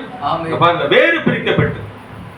சபை என்கிற வார்த்தை அர்த்தம் என்னவென்றால் வெளியே அழைக்கப்படுதல். வேறு பிரிக்கப்பட்டது என்பது நீங்கள் வேறு பிரிக்கப்பட்டு விட்டீர்கள். ஆமென். அவர்கள் நடுவில் இருந்து புறப்பட்டு வெளியே வாருங்கள். அவருடைய அசுத்தமானதை தொடாதிருங்கள். நீங்கள் அதை செய்யவில்லை என்றால் நீங்கள் சோதோமுக்குள்ளாக இருக்கிறது தான் அர்த்தம். புரியுதா உங்களுக்கு? நம்ம சோதோம்ல இருந்து வெளியே வந்துட்டோம். நினைவில் கொள்ளுங்கள், அந்த தூதர்களில் 2 பேர் அங்கே சென்றனர். அவர்கள் அங்கே நிறைய அற்புதங்களை செய்யவில்லை. அவர்கள் செய்த ஒரே அற்புதம் என்னவென்றால், மக்கள் அவர்களை நோக்கி ஓடி வந்த போது அவர்களை குருட்டாட்டம் பிடிக்க வைத்தது. அங்க நடந்த சம்பவம் என்ன அப்படின்னா, 3 பேர் வராங்க. தேவன் ஒரு ஒரு ஒரு டஸ்ட்ல ஒரு சரீரத்தை உண்டு பண்ணி, காபிரியலே நீ அங்க போ, மிகாவேல் எங்க போன்னு 2 பேருக்கு சரீரத்தை கொடுத்தார். தனக்கும் ஒரு சரீரத்தை உண்டு பண்ணி தேவன் என்ன பண்ணிட்டார்னா, நேர ஆபிரகாம் சந்திக்க வந்துட்டார். ஆமென்.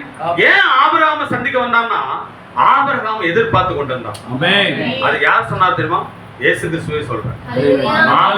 நாளைக்கான வாஞ்சையா இருந்தா கண்டு கழி. வாஞ்சையா இருக்கிறவனுக்கு தான் தேவன் தன்னை, வாஞ்சையா இல்லாதவங்களுக்கு தேவன். நம்ம இப்ப இந்த செய்தியில படிக்கும் போது எப்படி படிக்கிறோம்னா, எங்கடா தேவன் வராருன்னு தான் பாருங்க. அல்லேலூயா. ஏன்னா நம்ம எதிர்பார்த்து இருக்கிறது இங்க 2வது வருகை மட்டும் தான் பார்த்துட்டு இருக்கோம். ஆமென். ஏன்னா முதல் வருகை ஏற்கனவே வந்தாச்சு. நீ எதிர்பார்க்காதபடி நீ படிச்சிருந்தனா இதுல உனக்கு ஒண்ணுமே காமிக்காது. ஏன்னா நீ ஆபிரகாம் பிள்ளையா இருந்தா நம்ம தகப்பன் என்ன செஞ்சாரோ அதை தான் நீ செய்வ. அதுதான் நமக்கு ஒரு ஒரே அடையாளம். நமக்கு வேற அடையாளமே கிடையாது. அல்லேலூயா. இப்ப பாருங்க என்ன சொல்றாரு.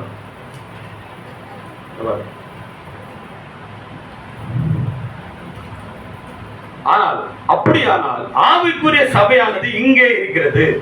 உலக பிரகாரமான அல்லது சோதோமியரை போல அல்ல. ஆனால் அது ஆபிரகாமை போல அப்போதிலிருந்தே தேவன் வந்து சந்தித்த தேவனில் விசுவாசம் கொள்கின்ற ஆவிக்குரிய சபை. ஆபிரகாம் அவனுக்கு பிறகு சபையில இருக்கிற ஆபிரகாம் வித்திற்கும் ஒரு பரிபூர்ண நிழலாக இருக்கிறார். அல்லேலூயா. ஆமென். நல்ல சரியா இத வாசிக்கம் நான் வாசிக்கிறேன். இருந்தாலும் இதை கொண்டு வர முக்கியமான ஒரு விஷயம் 190வது பேரா வாரேன். நீங்க அதுல இருந்து வாசிங்க. எல்லாத்தையும் விட்டு விடுதல் இந்த செய்தியில முழுவதும் வாசிங்க. நம்மளை பத்தி நிறைய எழுதிருக்கு. இருந்தாலும் அந்த 190வது பேரால நான் பேச முடிகிறேன். ஆகவே தேவன் அந்த காலத்தில் ஆபிரகாமை அந்த சிறிய ஒளியிலிருந்தும் மற்றும் அந்த பலியிலிருந்தும் அழைத்து உடன்படிக்கையை அவனுக்கு உறுதிப்படுத்தின போது அவனுடைய பரம ரகசிய கிரியைகளை அவன் கண்டிருந்தான். அநேக முறை தேவன் பலவிதமான வித்தியாசமான வழியிலே அவனை சந்தித்தான். ஆபிரகாம தேவன் பல வழியில சந்திச்சிட்டார். இப்பதான் முக்கியமான விஷயம். ஆனால் அவர் ஆபிரகாமுக்கு காண்பித்த கடைசி அடையாளமானது என்னவென்றால், அவர் வந்தபோது மாம்சத்தில் வெளிப்பட்டு கூடாரத்துக்கு நேராக தம்முடைய முதுகுப்புறத்தை பின்புறமாக திருப்பி இருந்த நிலையில் நின்று கொண்டு சாராளுக்கு காரியத்தை கூறினது. அல்லேலூயா. பாருங்க, கடைசி அடையாளத்தை அவர் சொல்றார். அவர் மாம்ச பிரகாரமாக வந்து இப்பொழுது இந்த கடைசி நாட்களிலே ஒரு அடையாளத்துக்காக அவர் தம்மை மாம்சமாக்கி உள்ளார். ஆமென். ஆமென். மாம்சமாக போறார் அல்ல. இங்க பாருங்க, இப்பொழுதுன்னு சொல்றார். ஆமென். அப்பொழுது ஆபிரகாம் சொன்னாரு. இப்ப அதுக்கு அடுத்த 192வது பேரா சொல்றாரு. இப்பொழுது இந்த கடைசி நாட்களிலே ஒரு அடையாளத்துக்காக அவர் தம்மை தாமே மாம்சமாக்கி உள்ளார். ஆமென். அல்லேலூயா. அல்லேலூயா. எப்படி சொல்றாரு? அந்த அவிசுவாசிகளாகிய சோதமியரை பாருங்கள், சபை அங்கத்தினரை பாருங்கள், இப்பொழுது தெரிந்து கொள்ளப்பட்ட வெளியே அழைக்கப்பட்டவர்களை பாருங்கள். இந்த வெளியே அழைக்கப்பட்டவர் அவர் தம்மை தாமே பரிசுத்தாவின் வல்லமையினால் மானிட மாம்சத்திலே வெளிப்படுத்திக் கொண்டிருக்கிறார். ஆமென். ஆமென். அவரே. அல்லேலூயா. ஆமென். அவர் என்ன சொல்றாரு? அதுதான் மேசியா என்பதை உங்களால் காண முடிகிறதா? அல்லேலூயா. தேவன் கிறிஸ்து தம்முடைய சபையிலே பிரதிநிதித்துவப்படுத்திக் கொண்டிருக்கிறார். பிரதிநிதித்துவப்படுத்திக் கொண்டிருக்கிறார் சொல்றார். அல்லேலூயா. பாருங்க. ஆமென். இதுதான் அவர் சொல்றார். லோத்தின் நாட்கள்ல என்ன நடந்துச்சு அப்படின்னா, லோத்தின் நாட்கள்ல லோத்தை பத்தி பேசுறதுக்காக தேவன் வரல. லோத் தீர்க்கதரிசி சொல்றார், லோத்தை பத்தி பேசுறதுக்காக வரல. லோத்து தேவன் ஆபிரகாமை ஹைடன் பண்ணிருக்கார். ஆமென். புரிஞ்சுங்களா? எல்லாமே தேவன் ஒரு வெளிப்பாட்டோட தான் மறைத்து வைத்திருக்கிறார். அந்த வெளிப்பாட்டை யார் வெளிப்படுத்த முடியும்னா தீர்க்கதரிசி மட்டும்தான் வெளிப்படுத்த முடியும். நீங்க தீர்க்கதரிசியை டிபெண்ட் பண்ணி இருந்தா மட்டும்தான் ரெவலேஷனை உங்களால புரிந்து கொள்ள முடியும். இல்லைன்னா உங்களால புரிந்து கொள்ள முடியாது. ஆமென். இப்ப எல்லாவற்றையும் தேவன் மூன்றுங்கிற காரியத்திலே தேவன் உண்டு பண்ணி வைத்திருக்கனால இப்ப உள்ள சிக்கல் என்னன்னா, இந்த வருகையும் தேவன் 3ல தான் வைத்திருக்கிறார். ஆனா பரிசுத்த வேதாகமத்துல 3ங்கிற வார்த்தை இல்லை. ரைட்டுங்களா? தேவன் என்ன சொல்றாருன்னா, அந்த வசனத்தை வாசிங்க. 1 தெசலோனிக்கேயர் வாசிங்க ஒரு நிமிஷம். கர்த்தருடைய வார்த்தையை முன்னிட்டு நாங்கள் உங்களுக்கு சொல்லுகிறதாவது, கர்த்தருடைய வருகை மட்டும் உயிரோடு இருக்கும் நாம் நித்திரை அடைந்தவர்களுக்கு முந்திக் கொள்வதில்லை. ஏனெனில் கர்த்தர் தாமே ஆரவாரத்தோடும், இங்க என்ன போட்டிருக்குன்னா, கர்த்தர் தாமே, கர்த்தர் தான் வாராருன்னு அங்க போட்டிருக்கு. ஆனா தீர்க்கதரிசி தான் இதுக்கு என்ன பண்றாருன்னா விளக்கம் கொடுக்கிறார். ஆமென். நீங்க ஆகாயத்தில் எடுத்துக்கொள்ளப்படுதல் இந்த செய்தியில போனீங்கன்னா தீர்க்கதரிசி அதை எப்படி சொல்றாரு அப்படிங்கறத பாருங்க. வேதம் என்ன சொல்லுதுன்னா கர்த்தர் தாமே அப்படின்னு சொல்லுது.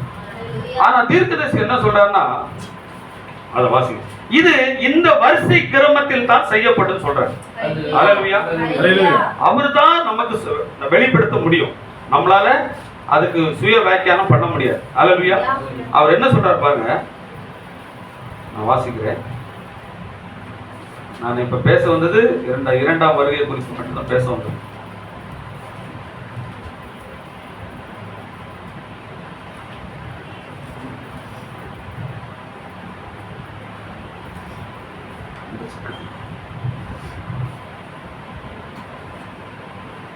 ஆ 128வது பேர். அது என்ன பதர்? நம்ம இங்கிலீஷ் பைபிள்ல என்ன இருக்கு? அதுக்கு ராப்சர் கிடையாது, கேட்சப் சொல்லுவோம். என்ன பதர் சொல்லுவாங்க? அது இல்ல, கேட்சப் காட்டப்பா, அதான் சொல்லுவாங்க.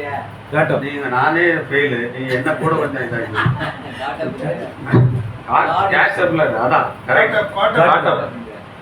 அவர் இப்ப பாருங்க, இந்த ராப்சர்ங்கிற வார்த்தை நம்ம மட்டும் தான் பேசிட்டு இருக்கோம். உண்மைதான். அல்லேலூயா. நம்ம ஏன் அதை பேசிட்டு இருக்கோம் அப்படின்னா, நம்ம தீர்க்கதரிசி தான் அந்த வார்த்தையை சொல்றோம். வேதாகமத்துல ராப்சர்ங்கிற பதம் இல்லைன்னு சொல்றோம்.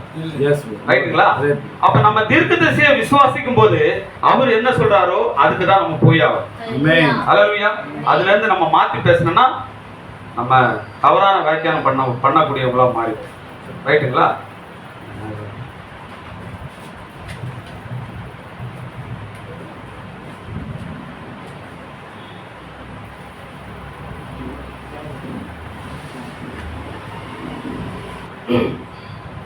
நாம் ஆங்கிலத்தில் உபயோகிக்கும் ராப்சர் என்னும் பதம் வேதத்தில் எங்குமே இல்லை.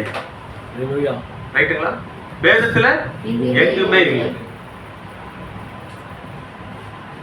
வேதம் எடுத்துக்கொள்ளப்படுதல்ங்கிறது கட்டப்பம் என்னும் பதத்தையே உபயோகிக்கிறது. இந்த மகத்தான எடுத்துக்கொள்ளப்படுதல் எந்த வரிசை கிரமத்தில் நிகழும் என்பதை 1 தெசலோனிக்கேயர் தான் சொல்லுது. ஹல்லேலூயா. இந்த எடுத்துக்கொள்ளப்படுதல்ங்கிறது என்ன சொல்றாருன்னா 1 தெசலோனிக்கேயர் 4ஆம் அதிகாரம்ங்கிற வரிசை கிரமத்தில் தான் நடக்கும்ங்கிறது சொல்றாரு. ஹல்லேலூயா.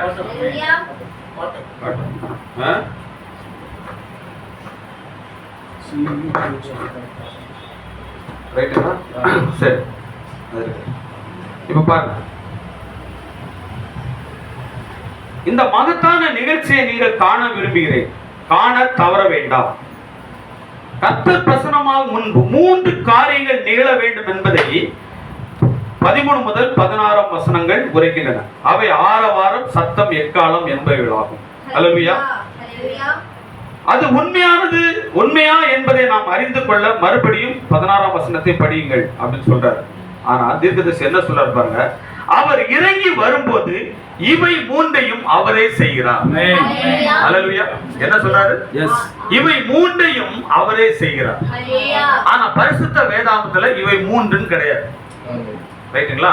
நம்ம தீர்க்கதரிசியை டிபெண்ட் பண்ணும்போது தீர்க்கதரிசி என்ன சொல்றாரோ அதை தான் நம்ம அதை விசுவாசிச்சா, அப்படி விசுவாசிச்சாதான் இந்த செய்தி நமக்கு பொருந்தும், இல்லைன்னா இது இடிக்கும். ரைட்டுங்களா? இப்ப பாருங்க அவர் என்ன சொல்றாரு பாருங்க. இந்த கடைசி நாட்கள் 138வது பேரா, நீங்க அந்த செய்தி முழுவதும் படிங்க, உங்களுக்கு கண்டிப்பா அதுல புரிஞ்சுக்க முடியும்.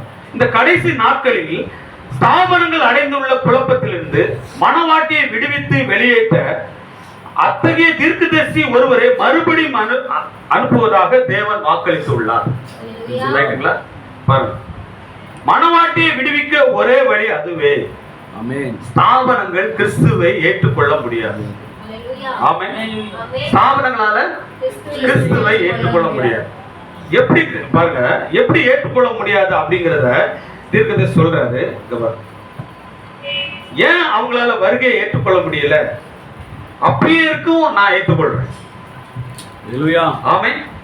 அப்படியே நான் ஏற்றுக்கொள்றேன், கம்மிங்கே நான் ஏற்றுக்கொள்றேன். நீ அப்படியே மட்டும் தான் ஏற்றுக்கொள்றேன், ஆனா கம்மிங்க ஏற்றுக்கொள்ள மாட்டேங்கிற. இதுதான் பிரச்சனை. ரைட்டுங்களா? அப்ப நீ என்ன பண்றன்னா ஸ்தாபனத்தை போல ஒரு பிடிவாதத்துல இருக்கு. பிடிவாதத்துல இந்த செய்தியை நம்ம பற்றி கொள்ள முடியாது. ஹல்லேலூயா. இங்க பாருங்க, பிளவு செய்தியில 123வது பக்கம் எப்படி சொல்றாரு?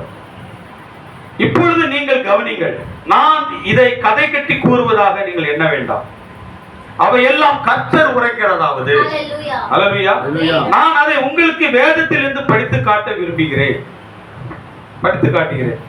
7ஆம் தூதனின் செய்தி முழங்கும் போது தேவன் தம்முடைய பரிசுத்த தீர்க்கதரிசியின் மூலமாக உரைத்த தேவ ரகசியங்கள் நிறைவேறும்.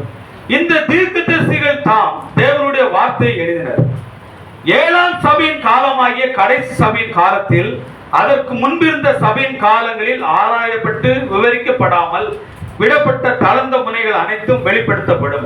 ஆகவே அந்த முத்திரைகள் உடைக்கப்பட்டு தேவ ரகசியம் வெளிப்படுகையில் அந்த தூதன், அந்த செய்தியாளர் கிறிஸ்து கீழே இறங்கி வந்து தம்முடைய பாதத்தை பூமியின் மேலும் சமுத்திரத்தின் மேலும் வைக்கிறார். ஆமென். அவருடைய சிரசின் மேல் வானவில் இருந்தது. பலமுள்ள தூதன் பூமிக்கு வருகும் இந்த வருகையின் நேரத்தில் இந்த 7ஆம் தூதன் பூமியில் ஏற்கனவே இருக்கிறான் என்பது எனவே. ஹல்லேலூயா. பாருங்க, இங்க என்ன பிரச்சனை அவங்களுக்குன்னா கிறிஸ்து தானே இருக்கிறாரு, இயேசு இல்லலா அப்படின்னு பிடிக்கிறான். அதத்தான் 1ஆம் வசனம் சொல்லுது, இயேசு தான் கிறிஸ்துன்னு சொல்லவும் தான் தேவனால பிறந்தவமே. 1 யோவான் 5ஆம் அதிகாரம். ரைட்டுங்களா?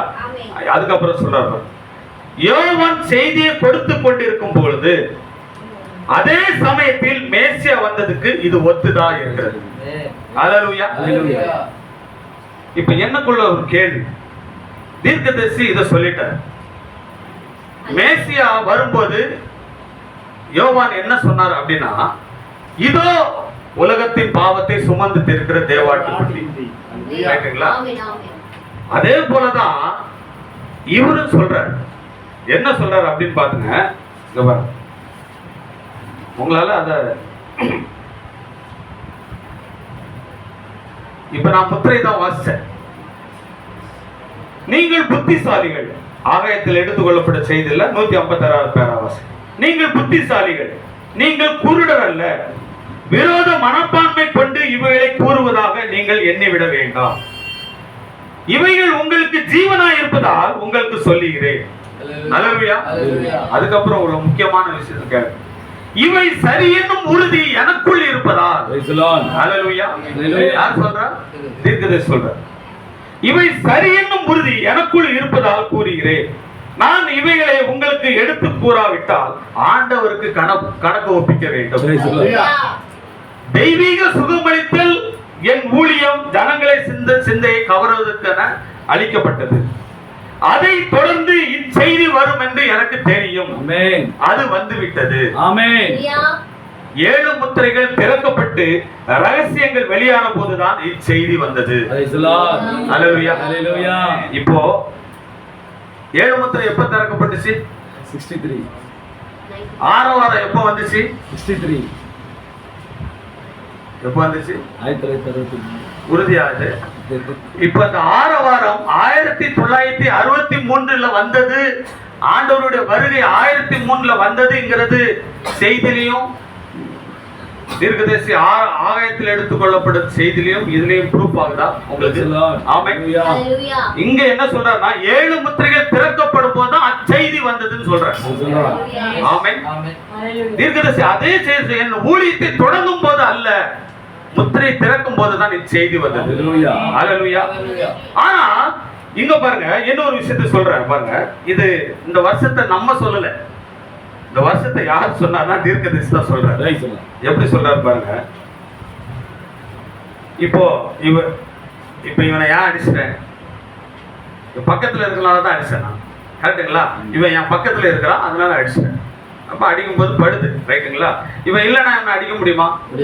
முடியாது. இதெல்லாம் புரிஞ்சிச்சுல நல்ல. ரைட்டா? இப்ப இங்க பாருங்க, தீர்க்கதரிசி சொல்றாரு.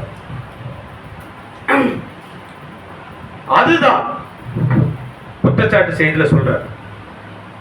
அதுதான் அவர் வார்த்தையில் பிரதிபலிப்பதாக இருக்கிறார். அப்படிதான் அவர் இன்று இருக்கிறார். வார்த்தையின் பிரதிபலிப்பாக யார் மூலமாவது தம்மை பிரதிபலித்து காண்பிக்க அவர் முயன்று வருகிறார். இந்த ஜனங்கள் போத நம்ம சொன்னா ஏதாவது சொல்லிடும். யார் வாசிக்கிறீங்களா? இல்ல நான் கேள்விப்பட்ட வாசி அந்த 2வது பேரா. இந்த ஜனங்கள் போதகர் சபையோரை தேவனிடமிருந்து அப்புறப்படுத்துகின்றனர். யாரு அப்புறப்படுத்துகிறார்? சபையோரை தேவனிடமிருந்து. யாரு? போதகர். நான் இல்லல. சரி வாசி. ஏதாவது ஒரு அற்புதம் நிகழ்ந்து அது சபையோரின் மத்தியில் பேசப்பட்டால் அவர்கள் பிரசங்க மேடை மேல் நின்று கொண்டு அதற்கு கண்டனம் தெரிவித்து அது பைத்தியக்காரத்தனம், அது நின்று விலகுங்கள் என்கின்றனர். அப்படி செய்வதானால் அவர்கள் 1963 ஆண்டில் இயேசு கிறிஸ்துவை சிலுவையில் அறைந்து விட்டனர். அந்நாளில் இருந்த அந்த ஆட்களை போலவே இவர்களும் குற்றவாளிகள். இது பயங்கரமான சொற்களாக தென்படலாம், ஆனால் அது உண்மை.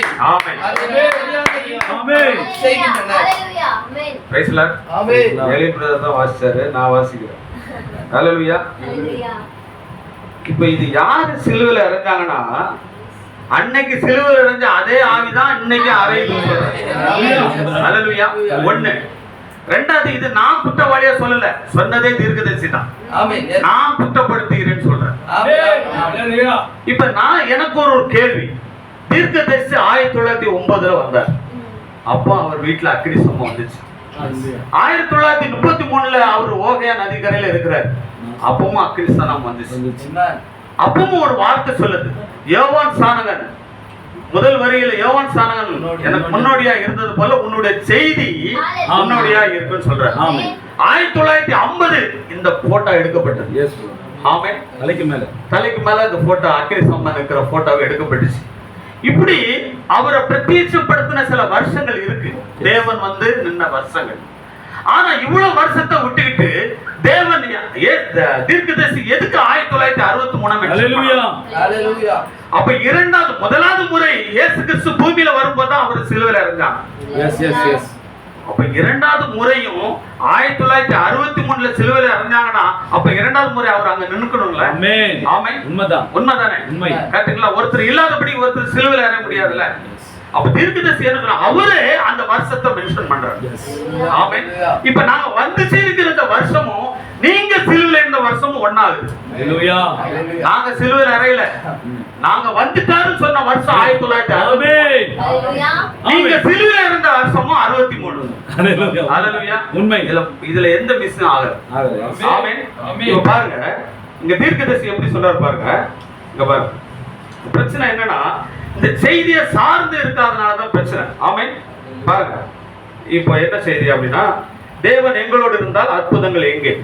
61 தீர்க்கதரிசி பேசுறாரு. இங்க பாருங்க 234 பேரால நான் வாசிக்கிறேன். டைம் இல்லாதனால ஆனால் அது தேவனுடைய வார்த்தைக்கு முரணா இல்லை. அங்கு ஒரு தீர்க்கதரிசி இருந்தார். கர்த்தருடைய வார்த்தை அந்த தீர்க்கதரிசியோடு இருந்தது. அது உண்மை. யோவான் இதோ உலகத்தின் பாவத்தை சுமந்து தீர்க்கிற தேவாட்டுக்குட்டி அங்கு நின்று கொண்டிருந்தார் என்றார். ஒரு சாதாரண ஒரு சிறு உருவம் படைத்த தோல் தொங்கிய ஆள் அங்கு நின்று கொண்டிருந்தார். அவர் லாசருடன் நதியை நோக்கி நடந்து வந்தார். ஹalleluya. எப்படி சொல்றாரு? இங்க இருந்து இவர் லாசரை சேர்த்து பார்க்கிறார். யோவான் ஸ்நானகன் இயேசு கிறிஸ்து மட்டும் தான் பார்த்தார். நம்ம தீர்க்கதரிசி லாசரும் கூட வந்தான்னு சொல்றாரு. ஹalleluya. ஆமென். ஆமென். எப்படி பார்க்கிறார் பாருங்க. அதான் கழுகு. ஆமென். ஹalleluya. ஒரு சாதாரண மனிதனை போல் உடை உடுத்தி இருந்தார். ஆசாரியனை போல அல்ல. ஹalleluya. தலைப்பாக எதுவும் இல்லை, கிரீடம் இல்லை, ஒன்றுமே இல்லை. ஒரு ஏழை வாலிபர் தச்சன் நடந்து வந்தார். கை முழுவதும் ஒரு கால் தழும்புகள் இருந்திருக்கலாம். அவர் நடந்து வந்தார். இவராவர் தீர்க்கதரிசி. இது ஒரு முக்கியமான பேரை வாசி 236 பேர். என்ன அவரை உங்களால் அங்கு காண முடியவில்லையா அப்படின்னு சொல்லிட்டு என்ன ஒரு வார்த்தை சொல்லுவார். இதோ அப்படின்னு தீர்க்கதரிசி அங்க வந்து பைபிள்ல இதோ அப்படின்னு சொல்லப்படுது. இதோ அப்படின்னா behold பேராகிராஃப்ல போட்டு. அப்படி என்றால் இதுதான் அங்க மிஸ் பண்ணிட்டாங்க. நம்ம ஆட்கள் மிஸ் பண்ண காரியத்தை. இதோ அப்படி என்றால் அவரை மரியாதையோட நோக்குங்கள் என்று அர்த்தம்.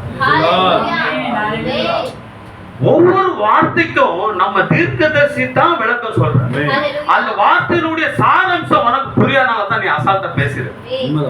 இதோ என்றால் அவரை மரியாதையுடன் நோக்குங்கள் என்று அர்த்தம். இதோ உலகத்தின் பாவத்தை சுமந்து தீர்க்கிற தேவாட்டுக்குட்டி. அவர்களில் சிலர், அது யார் தெரியுமா? அது தச்சனின் மகன். எனவே அந்த ஆள் யோவான் தீர்க்கதரிசியே அல்லன்னு சொல்லிட்டார். ஏன்னா இதோன்னு சொன்னால, இதோன்னு சுட்டி காமிச்சனால அவர் தீர்க்கதரிசியே இல்லைன்னு சொல்லிட்டார். இங்க பாருங்க தீர்க்கதரிசி அதை எப்படி சொல்றாரு பாருங்க. நம்ம தீர்க்கதரிசி அவரை மற்ற மனிதர்களிலிருந்து வேறுபடுத்தி அவனால் எப்படி அவர் மேசியா என்று அறிந்து கொள்ள முடிந்தது? அவர்தான் மேசியா என்று நாங்கள் எப்படி அறிந்து கொள்வது? அதுக்கு தீர்க்கதரிசி சொல்றாரு, அவர்கள் காணாத ஒன்றை யோவான் கண்டார். ஹalleluya. ஏன்னா இது எல்லாருக்கும் பப்ளிசிட்டி பண்ணல, யோவானுக்கு மட்டும்தான் அது காண்பிக்கப்பட்டது. அதனாலதான் அவர் இதோன்னு சொன்னார். இதோ உலகத்தின் பாவத்தை சுமந்து தீர்க்கிற தேவாட்டுக்குட்டி. அது போலதான் முதலாம் வருகைக்கு யோவான் இதோன்னு சொன்னா இரண்டாம் வருகைக்கு ஒருத்தர் இதோன்னு சொன்னாதான் நம்ம கேட்க முடியும். ஆமென். அப்ப சொல்லிருப்பார்ல, தேவன் நேற்று மீண்டும் என்று மாறாதன்னு அவர் கண்டிப்பா சொல்லிருப்பார்ல. கண்டிப்பா. எப்படி சொல்றாரு பாருங்க. ஆமென். வாசிக்கிறேன்.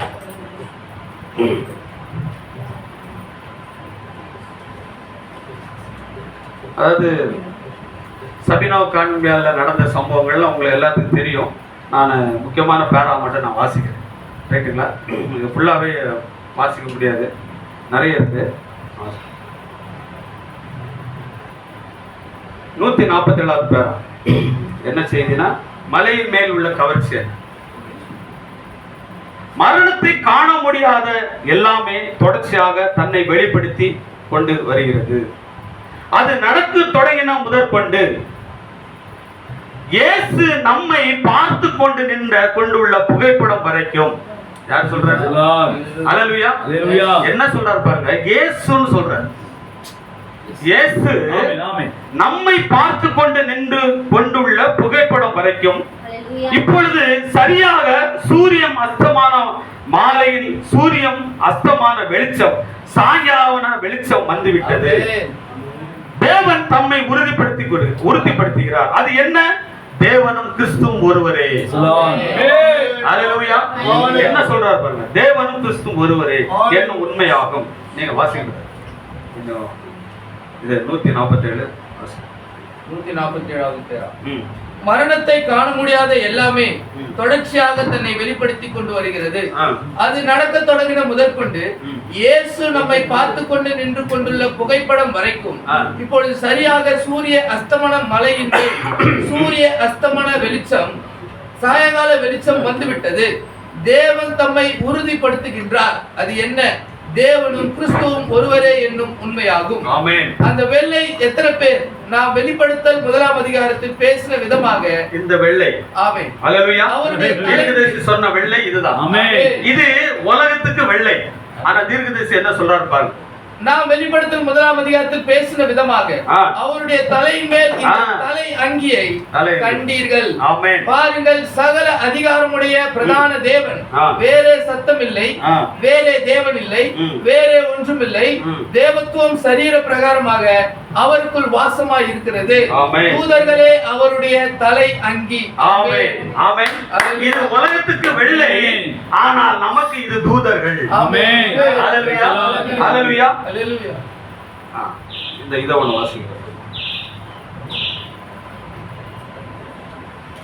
நம்ம பேரா மட்டும் வாசிக்கிறேன். 15 வாசிக்கிறேன். இது சூரிய உதயம் 15வது பேரா. நீங்கள் இந்த படத்தை இவ்விதமாக திருப்பினால். ஆமென். இப்ப பாருங்க, ஆக்சுவலா இந்த படம் இப்படி இல்ல.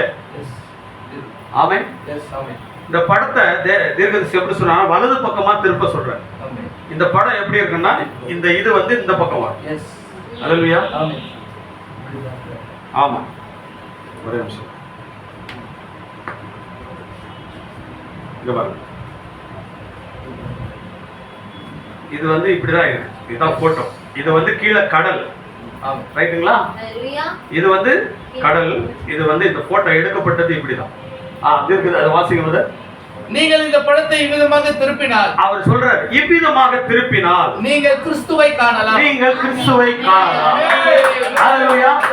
பாருங்க, ஏன்னா அங்க எப்படி இதோங்கிறது யோவான் சாமன் சொன்னானா, இயேசு கிறிஸ்துக்கு மேல புறாவை போல, பரிசுத்த ஆவியானவர் புறாவை போல யார் மேல் தங்குவதை நீ காண்பாயோ, அவர்தான் மேசியா. ஆமென். முதலாம் வருகையில தேவன் யோவானுக்கு தான் அந்த அடையாளத்தை கொடுத்தார், வேற யாருக்கும் கொடுக்கல. நீங்கள் காண்பீர்களோ சொல்லல, நீ காண்பாயோ. அதனால்தான் இதோ உலகத்தின் சம்பந்தத்தில் இருக்கிற தேவாலயம். அதே போல இரண்டாம் வருகையில யாரு பாக்குறான்னா, உலகம் வந்து இப்படி பாக்குது. உலகம் என்ன சொல்லுதுன்னா, இயற்கைக்கு மேம்பட்ட மேகம் சொல்லுது. ஆனா பார்த்தவர் சொல்லாரு, இப்படி திருப்பி பாரு, இயேசுவை பார்த்தலாம். உன் வலது பக்கமாக திருப்பி பாரு, இயேசு ஒன்ன பார்த்து. ஏன்னா நான் அவரை எதிர்பார்க்கிறேன். நான் என்ன கேக்குறேன், நீ ஏன் இந்த படத்தை, நீ வருகை வரலன்னு சொல்ற, நீ ஏன் இந்த படத்தை வச்சுக்கிற உன் புல்பிட்ல? என்னப்பா இது? நான் வச்சு நீ வச்சுக்கிற, வந்துட்டாரு நீ வச்சுக்கிற. இது இயேசுனால நீ வச்சுக்கிற. ஆமென். உண்மை. இது ஒரு வெள்ள வைக்கல, இது தூதர்களால வச்சுக்கிற. ஆமென். அவர் ஒன்ன பார்த்துட்டு இருக்கனால நீ வச்சுக்கிற. உண்மை. அப்சல்யூட்லி. ஆமென். பார்த்தவர் சொல்றாரு. அப்ப நீ தீர்க்கதரிசி விசுவாசிக்க மாட்டேங்கிற, ஆனா அவர் போட்டா வச்சுக்கிற. எதுக்கு வச்சுக்கிறேன்? ஐயா நான் விசுவாசிக்கிறேன் ஐயா. நீ வச்சுக்கிற. ஆமே. ஆனா தீர்க்கதரிசி இங்க என்ன சொல்றாரு பாருங்க. பாருங்க அதை வச்சுக்கோங்க. தேவன் எளிமையில் மறைந்திருந்து அதன் பின் அவ்விதமாக வெளிப்படுத்துகிறார்ல. 276 பேர் கொடுங்க. அதே வாசிங்க. 276 70 சார். 270வது பத்தி. நாங்கள் நினைத்த வண்ணமே அது நடக்க வேண்டும். ஆமென். நாங்கள் நினைத்ததற்கு மாறாக அது நடந்தால் அது அந்தி கிறிஸ்துவின் கிரியையாகும் என்று அவர்கள் எண்ணுகின்றனர். பாத்தீங்களா? பாருங்கள். மேலும் அவருடைய இரண்டாம் வருகையில் 1 கோடி தேவதூதர்கள் மேலும் அடித்துக் கொண்டு வணங்க மரித்தவரும் இவர்களும் சாலமோன் தேவாலயம் கட்டப்பட்ட இடத்தில் இறங்கி பரிசுத்தவான்களும் புத்திமான்களும் மரித்த இடமாகிய இந்த புனித ஸ்தலத்தில் சுற்றி அங்குமிங்குமாக உலாவார்கள் என்று கற்பனை செய்கின்றனர். இயேசு அவர்களை நோக்கி, ஆம் மாயக்காரரே, பிசாசின் பிள்ளைகளே, உங்கள் பிதாக்கள் தீர்க்கதரிசிகளை கொன்று அவர்களுக்கு எழுப்பின கல்லறைகளை நீங்கள் சிங்காரிக்கிறீர்கள். அது சரி. பாருங்கள், எத்தனை நீதிமான்களையும் தீர்க்கதரிசிகளையும் உங்களிடத்தில் அனுப்பினேன். அவர்கள் எல்லாரையும் நீங்கள் கொன்று போட்டீர்கள். இவங்க எப்படி, நீங்க ஒண்ணுமே இல்ல, ஒரு ஸ்தாபன சபையில உள்ளவங்களை கூப்பிட்டு அங்க இருக்கிற போதவரை கூப்பிட்டு இரண்டாம் வருகை எப்படி வரும்னு கேட்டா, நம்ம ஆட்கள் நான் உரிமை போடுறேன். என்னைக்கா ஒரு நாள் நீங்க மாறுவீங்க ஒரு விசுவாசத்துல, வெளிப்படுத்துவாருங்கிற விசுவாசத்துல. உண்மையாவே நீங்க எனக்கு எதிரிகள் அல்ல, யாருமே எதிரி இல்ல. நீங்க மனம் திரும்பணுங்கிற காலம் அதை நாங்க திரும்ப திரும்ப சொல்றோம். இத ஒரு பிரச்சனை என்னன்னா, வருகை வந்துச்சா ஆமா இல்லன்னு சொல்ல முடியாது, ஒரு வார்த்தையில சொல்ல முடியாது. இது கொஞ்சம் கொஞ்சமா தான் இது சொல்ல முடியும். ஏன்னா எல்லா செய்திலையும் இது சொல்லப்பட்டிருக்கு. நீ எல்லா விதத்துல நீ உன்னுடைய காரியத்தை நீ எடுத்து முதல்ல நீ வெளியே வச்சாதான் இது உனக்கு புரியும். ரைட்டுங்களா? ஏன்னா இதே சகோதரன் எங்க வீட்டுல பேசும்போது வெளியே போன கல்ல எடுத்து மட்டும் அடிக்கல. ஏன்னா முதல் நாள் இந்த செய்தியை கேட்டது எனக்கு டேவிட்ங்கிற பட்டாபுரத்துல டேவிட்ங்கிறவர் முதல் நாள்ல இருந்து டே 1ல இந்த செய்திய முதல் நாள் செய்தியில இருந்து இன்னைக்கு வரைக்கும் நான் பாக்குறேன். ஆனா அவர் அதிகமா என்கிட்ட பேசுறது இந்த இரண்டாம் வருகை குறித்து தான். எங்க 2 பேருக்கு அதிகமா சண்டை நடக்கும். ஆனா அன்னைக்கு நான் ஏத்துக்கொள்ளல. ஆனா அவர் படிப்படியா பொறுமையா அந்த காரியத்தை சொல்லி அப்ப அதை நம்ம கொஞ்சம் பார்க்கும் போதுதான் அதனுடைய காரியங்கள் நமக்கு தெளிவாக. ஆனா ஒண்ணு என்ன தெரியுமா, அவரு என்ன கள்ளத்துக்கு அடிக்கல, என்ன வெறுக்கவே இல்லை. அதுல எனக்கு அந்த சகோதரன் எனக்கு ரொம்ப பிடிக்கும். யாரு? சகோதரன் ஜபராஜ். எவ்வளவுதான் நீ என்ன எவ்வளவு வேட வச்சு சிட்டினாலும் உண்மை வெள்ளக்கார போலே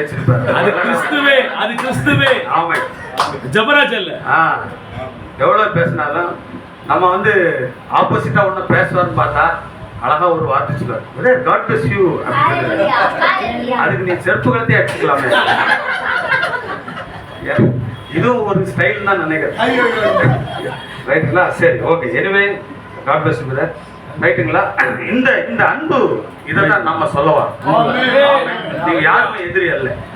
பொறுமையா நம்ம என்னும் எனக்கு இங்க எப்பெல்லாம் தாராங்களோ, இந்த புல்பிட்ட என்னைக்கெல்லாம் கூப்பிடுறாங்களோ அன்னைக்கு ஒவ்வொரு வார்த்தையா கொண்டு வரது. ஆமே. நீங்க எங்களுக்கு எதிரி அல்ல. எப்படியாவது நம்ம பரலோகத்துக்கு போனது எங்களுடைய ஒரே. இந்த வருகையை நீங்க மிஸ் பண்ணிடாதீங்க. டைம் கிடையாது. ரொம்ப நம்ம நெக் ஆஃப் மூவ்மெண்ட்ல இருக்கோம். உலகம் முழுவதும் யுத்தத்துக்கு ரெடி ஆயாச்சு. அதுக்கு முன்னாடி ஒன்னே தான் இருக்கு, எடுத்துக்கொள்ளப்படுதுங்க. ஆமே. இப்ப நீங்க என்ன ஒண்ணு அதை வாசிப்பீங்களா? ஆமா, இது இன்னொரு வாட்டி வாசிங்க. இப்ப வாசிங்க, இந்த 47 48 வாசிங்க.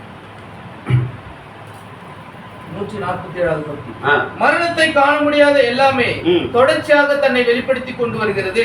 அது நடக்க தொடங்கின முதல் கொண்டு இயேசு நம்மை பார்த்து கொண்டு நின்று கொண்டுள்ள புகைப்படம். இப்ப பாத்தீங்களா? இப்ப இது பாத்தீங்களா? இது இயேசுன்னு சொல்றார் தீர்க்கதரிசி. அல்லேலூயா, அல்லேலூயா. தீர்க்கதரிசி இது என்ன தெரியுங்களா? உண்மையாவே என்ன ரொம்ப கவர்ந்த விஷயம் என்னன்னா, ஒரு பொய் சொன்னதே அவர் பப்ளிசிட்டி பண்ணிட்டார். உலகத்துல நான் அப்படி ஒரு மனுஷன் பார்க்கவே இல்லை. ஒரே ஒரு பொய் 7 உலகத்து முழுவதும் இந்த செய்தி போகுதுன்னு கூட கொஞ்சம் கூட கவலைப்படல. அதே போல இன்னும் அவர்கிட்ட கவர்ந்த விஷயம் என்னன்னா, ஆத்மா இல்லாத ஒரு சின்ன வண்டு அதுகிட்ட போய் மன்னிப்பு கேட்கிறார். ஆத்மா இல்லாத மிருகத்திட்ட போய் மன்னிப்பு கேட்கிறார். இப்படி உலகத்திலே ஒரு மனுஷன் கிடையாது. அல்லேலூயா. அப்படிப்பட்ட ஒரு மகத்தான தீர்க்கதரிசிய தேவன் நமக்கு தந்தார். அதனால இந்த நேரத்தை தயவு செய்து சகோதரர்களே நீங்க மிஸ் பண்ணிடாதீங்கிறதா என்னோட படிங்க வாசிங்க. இப்பொழுது சரியாக சூரிய அஸ்தமன மலையின் மேல் சூரிய அஸ்தமன வெளிச்சம் சாயங்கால வெளிச்சம் வந்துவிட்டது. தேவன் தம்மை உறுதிப்படுத்துகின்றார். அது என்ன? தேவனும் கிறிஸ்துவும் ஒருவரே என்னும் உண்மையாகும்.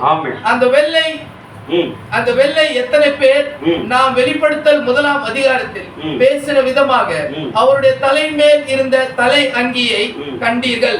பாருங்கள், சகல அதிகாரமுடைய பிரதான தேவன், வேற சத்தம் இல்லை, வேற தேவன் இல்லை, வேறு ஒன்றும் இல்லை, தேவத்துவம் சரீர பிரகாரமாக அவருக்குள் வாசமாய் இருக்கிறது.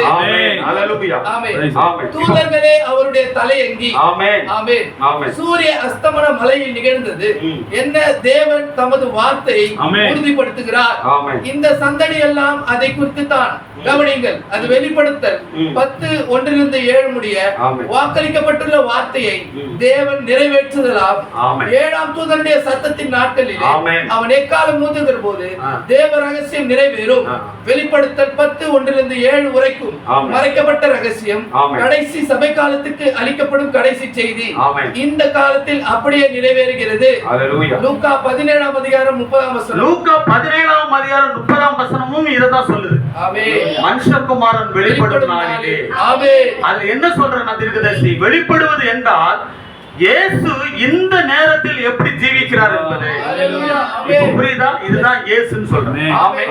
இப்ப தேவன் சொல்றாரு, ஆகாயத்துல எடுத்துக்கொள்ளப்படுதலுக்கு இந்த 3 காரியம் ஆரவாரம். முதலாவது நடக்கிறது ஆரவாரம்.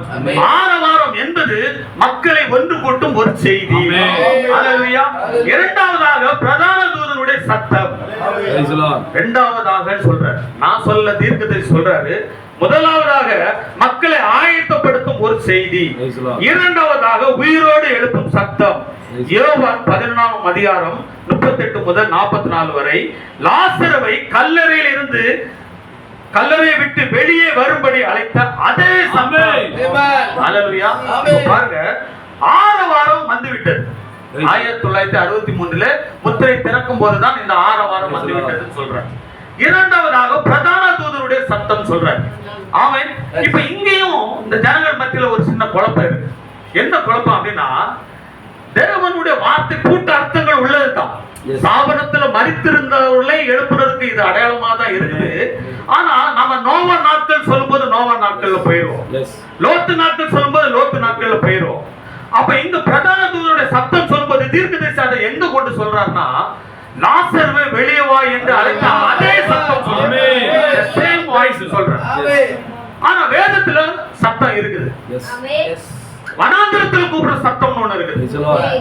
அது யாருடைய சத்தம்? யோவான் சானுடைய சத்தம். 7ஆம் தூதரின் சத்தம் ஒண்ணு இருக்குது. இது யாருடைய சத்தம்? 7ஆம் தூதனுடைய சத்தம். ஆனா லாசருவை வெளியே வா என்று அழைத்தது யாருடைய சத்தம்? இயேசு கிறிஸ்துவினுடைய சத்தம். ஏன்னா தீர்க்கதரிசி சொல்றாரு, அன்றைக்கு அநேக லாசர்கள் மரித்திருக்கலாம்.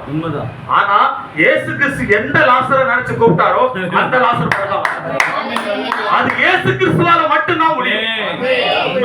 அப்புறம் தீர்க்கதரிசி சொல்றார், அவன் தண்ணீர்ல செத்தாலும் நெருப்புல செத்தாலும் அன்றைக்கு அந்த பிரதான தூதனுடைய சத்தம் வரும்போது ஒவ்வொரு சபை காலத்திலும் மரித்த மணவாட்டி அன்னைக்கு எழுப்போம். ஆமென். மூன்றாவதாக அப்ப உயிரோடு எழும்பின மணவாட்டியும் உயிரோடு இருக்கிற மணவாட்டியும் 2 பேரும் சேர்ந்து மத்திய ஆகாயத்துல சந்திக்கிறத தேவ எக்காலம். இப்ப இதுல ஒரு விஷயம் என்ன அப்படின்னா, நீ இத விசுவாசிக்காதபடிக்கு இதுக்கு போக முடியாது. 1963 ஆரவாரம் வந்துச்சு. ஆரவாரம் 1963 இயேசு கிறிஸ்து வருகை வந்துச்சுன்னு சொன்னவங்க தான் 2வது பாட்டுக்கு போக முடியும். இவங்க 2 பேரும் தான் 3வதுக்கு போக முடியும். இடையில யாரும் புகுந்துக்க முடியாது. இங்க இப்படிதான் வருகையை மிஸ் பண்ண போறாங்க. 1963 தேவன் வந்துட்டாருன்னு சொன்னவங்க மட்டும்தான் 2வது பாட்டுக்கு போக முடியும். ஏன்னா தீர்க்கதரிசி என்ன சொல்றாருன்னா பவுலை பத்தி பேசுறாரு. என்ன பேசுறாரு அப்படின்னு பாத்தீங்கன்னா, பேதுரு மனம் திரும்புங்கள், சாரி பாவ மன்னிப்பு கண்டு இயேசு கிறிஸ்து நாமத்தினால் ஞானஸ்நானத்தை பெற்றுக்கொள்ளுன்னு சொன்னதுக்கு தீர்க்கதரிசி என்ன அப்படி அதுக்கு வியாக்கியானம் அப்படி சொல்றான்னு பாத்தீங்கன்னா, அவன் விபச்சார பாவத்துக்காக மன்னிப்பு கேட்க சொல்லல, மனம் திரும்புங்கள் அப்படின்னு தீர்க்கதரிசி மனம் திரும்பி ஒவ்வொருவரும் பாவ மன்னிப்பு கண்டு சொன்னது இயேசு கிறிஸ்துவ தேவனா ஏற்றுக்கொள்ளாத மனம் திரும்புவதற்காக. அவன் விபச்சார பாவத்துக்கு வேசித்தன பாவத்துக்காக மென்ஷன் பண்ணல, பெரிய பாவமே அவிசுவாசம் சொல்றேன். இந்த காரியத்தை தான் நாங்க இப்போ உங்ககிட்ட நாங்க சொல்றோம். 1963 கர்த்தராக இயேசு கிறிஸ்து இந்த பூமிக்கு வந்து விட்டார் அப்படிங்கறது நீ விசுவாசிக்கலனா அதுதான் உன்னுடைய பாவம். அதுலதான் மனம் திரும்பன்னு ஒண்ணா நம்ம அழைமை. நீ பொறுமையா பாரு, கண்டிப்பா செய்தி இன்னும் பொறுமையா பாரு, இன்னும் அநேக வார்த்தைகள் நம்ம தாரோம். அல்லேலூயா, ஆமென். இது இந்த இந்த இந்த இந்த வருகைய எங்க பிடிச்சோம் அப்படின்னா, ஒரே ஒரு சின்ன சாட்சி சொல்லிடுறேன் ஒரு 2 நிமிஷத்துல. இதே நம்ம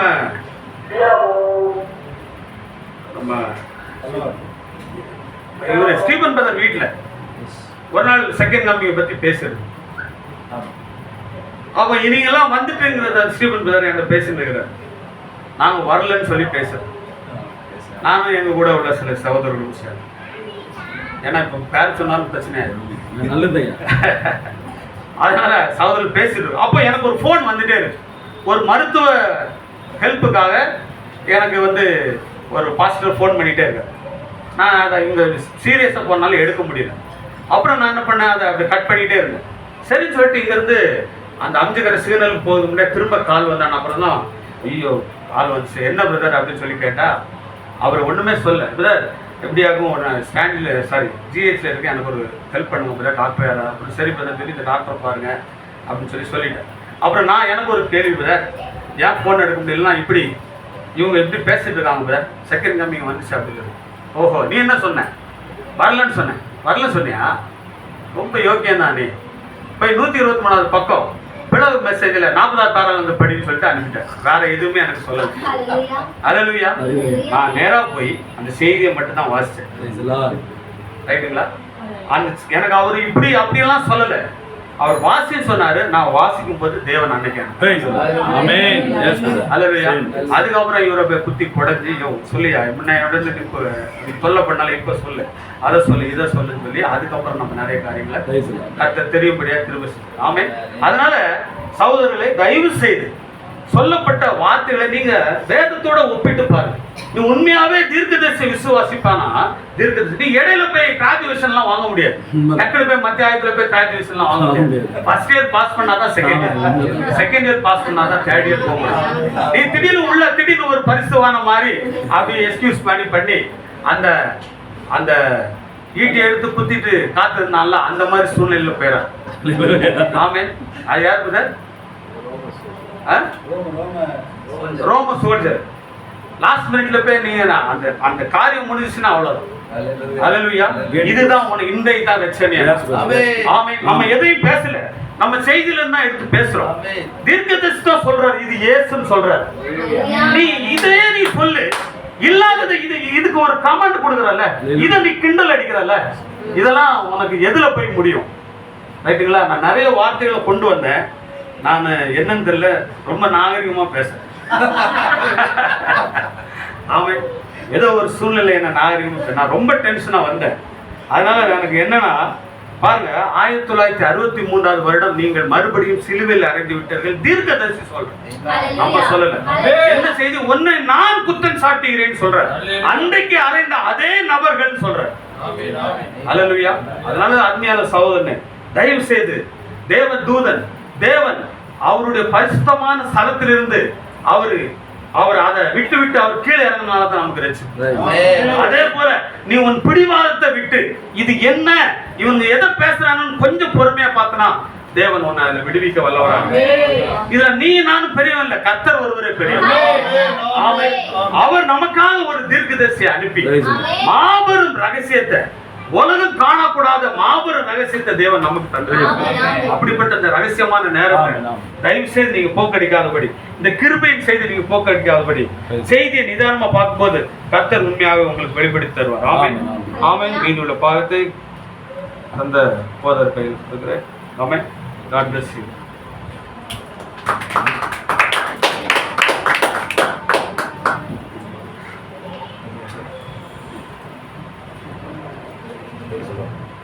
Praise the Lord. So, clear off.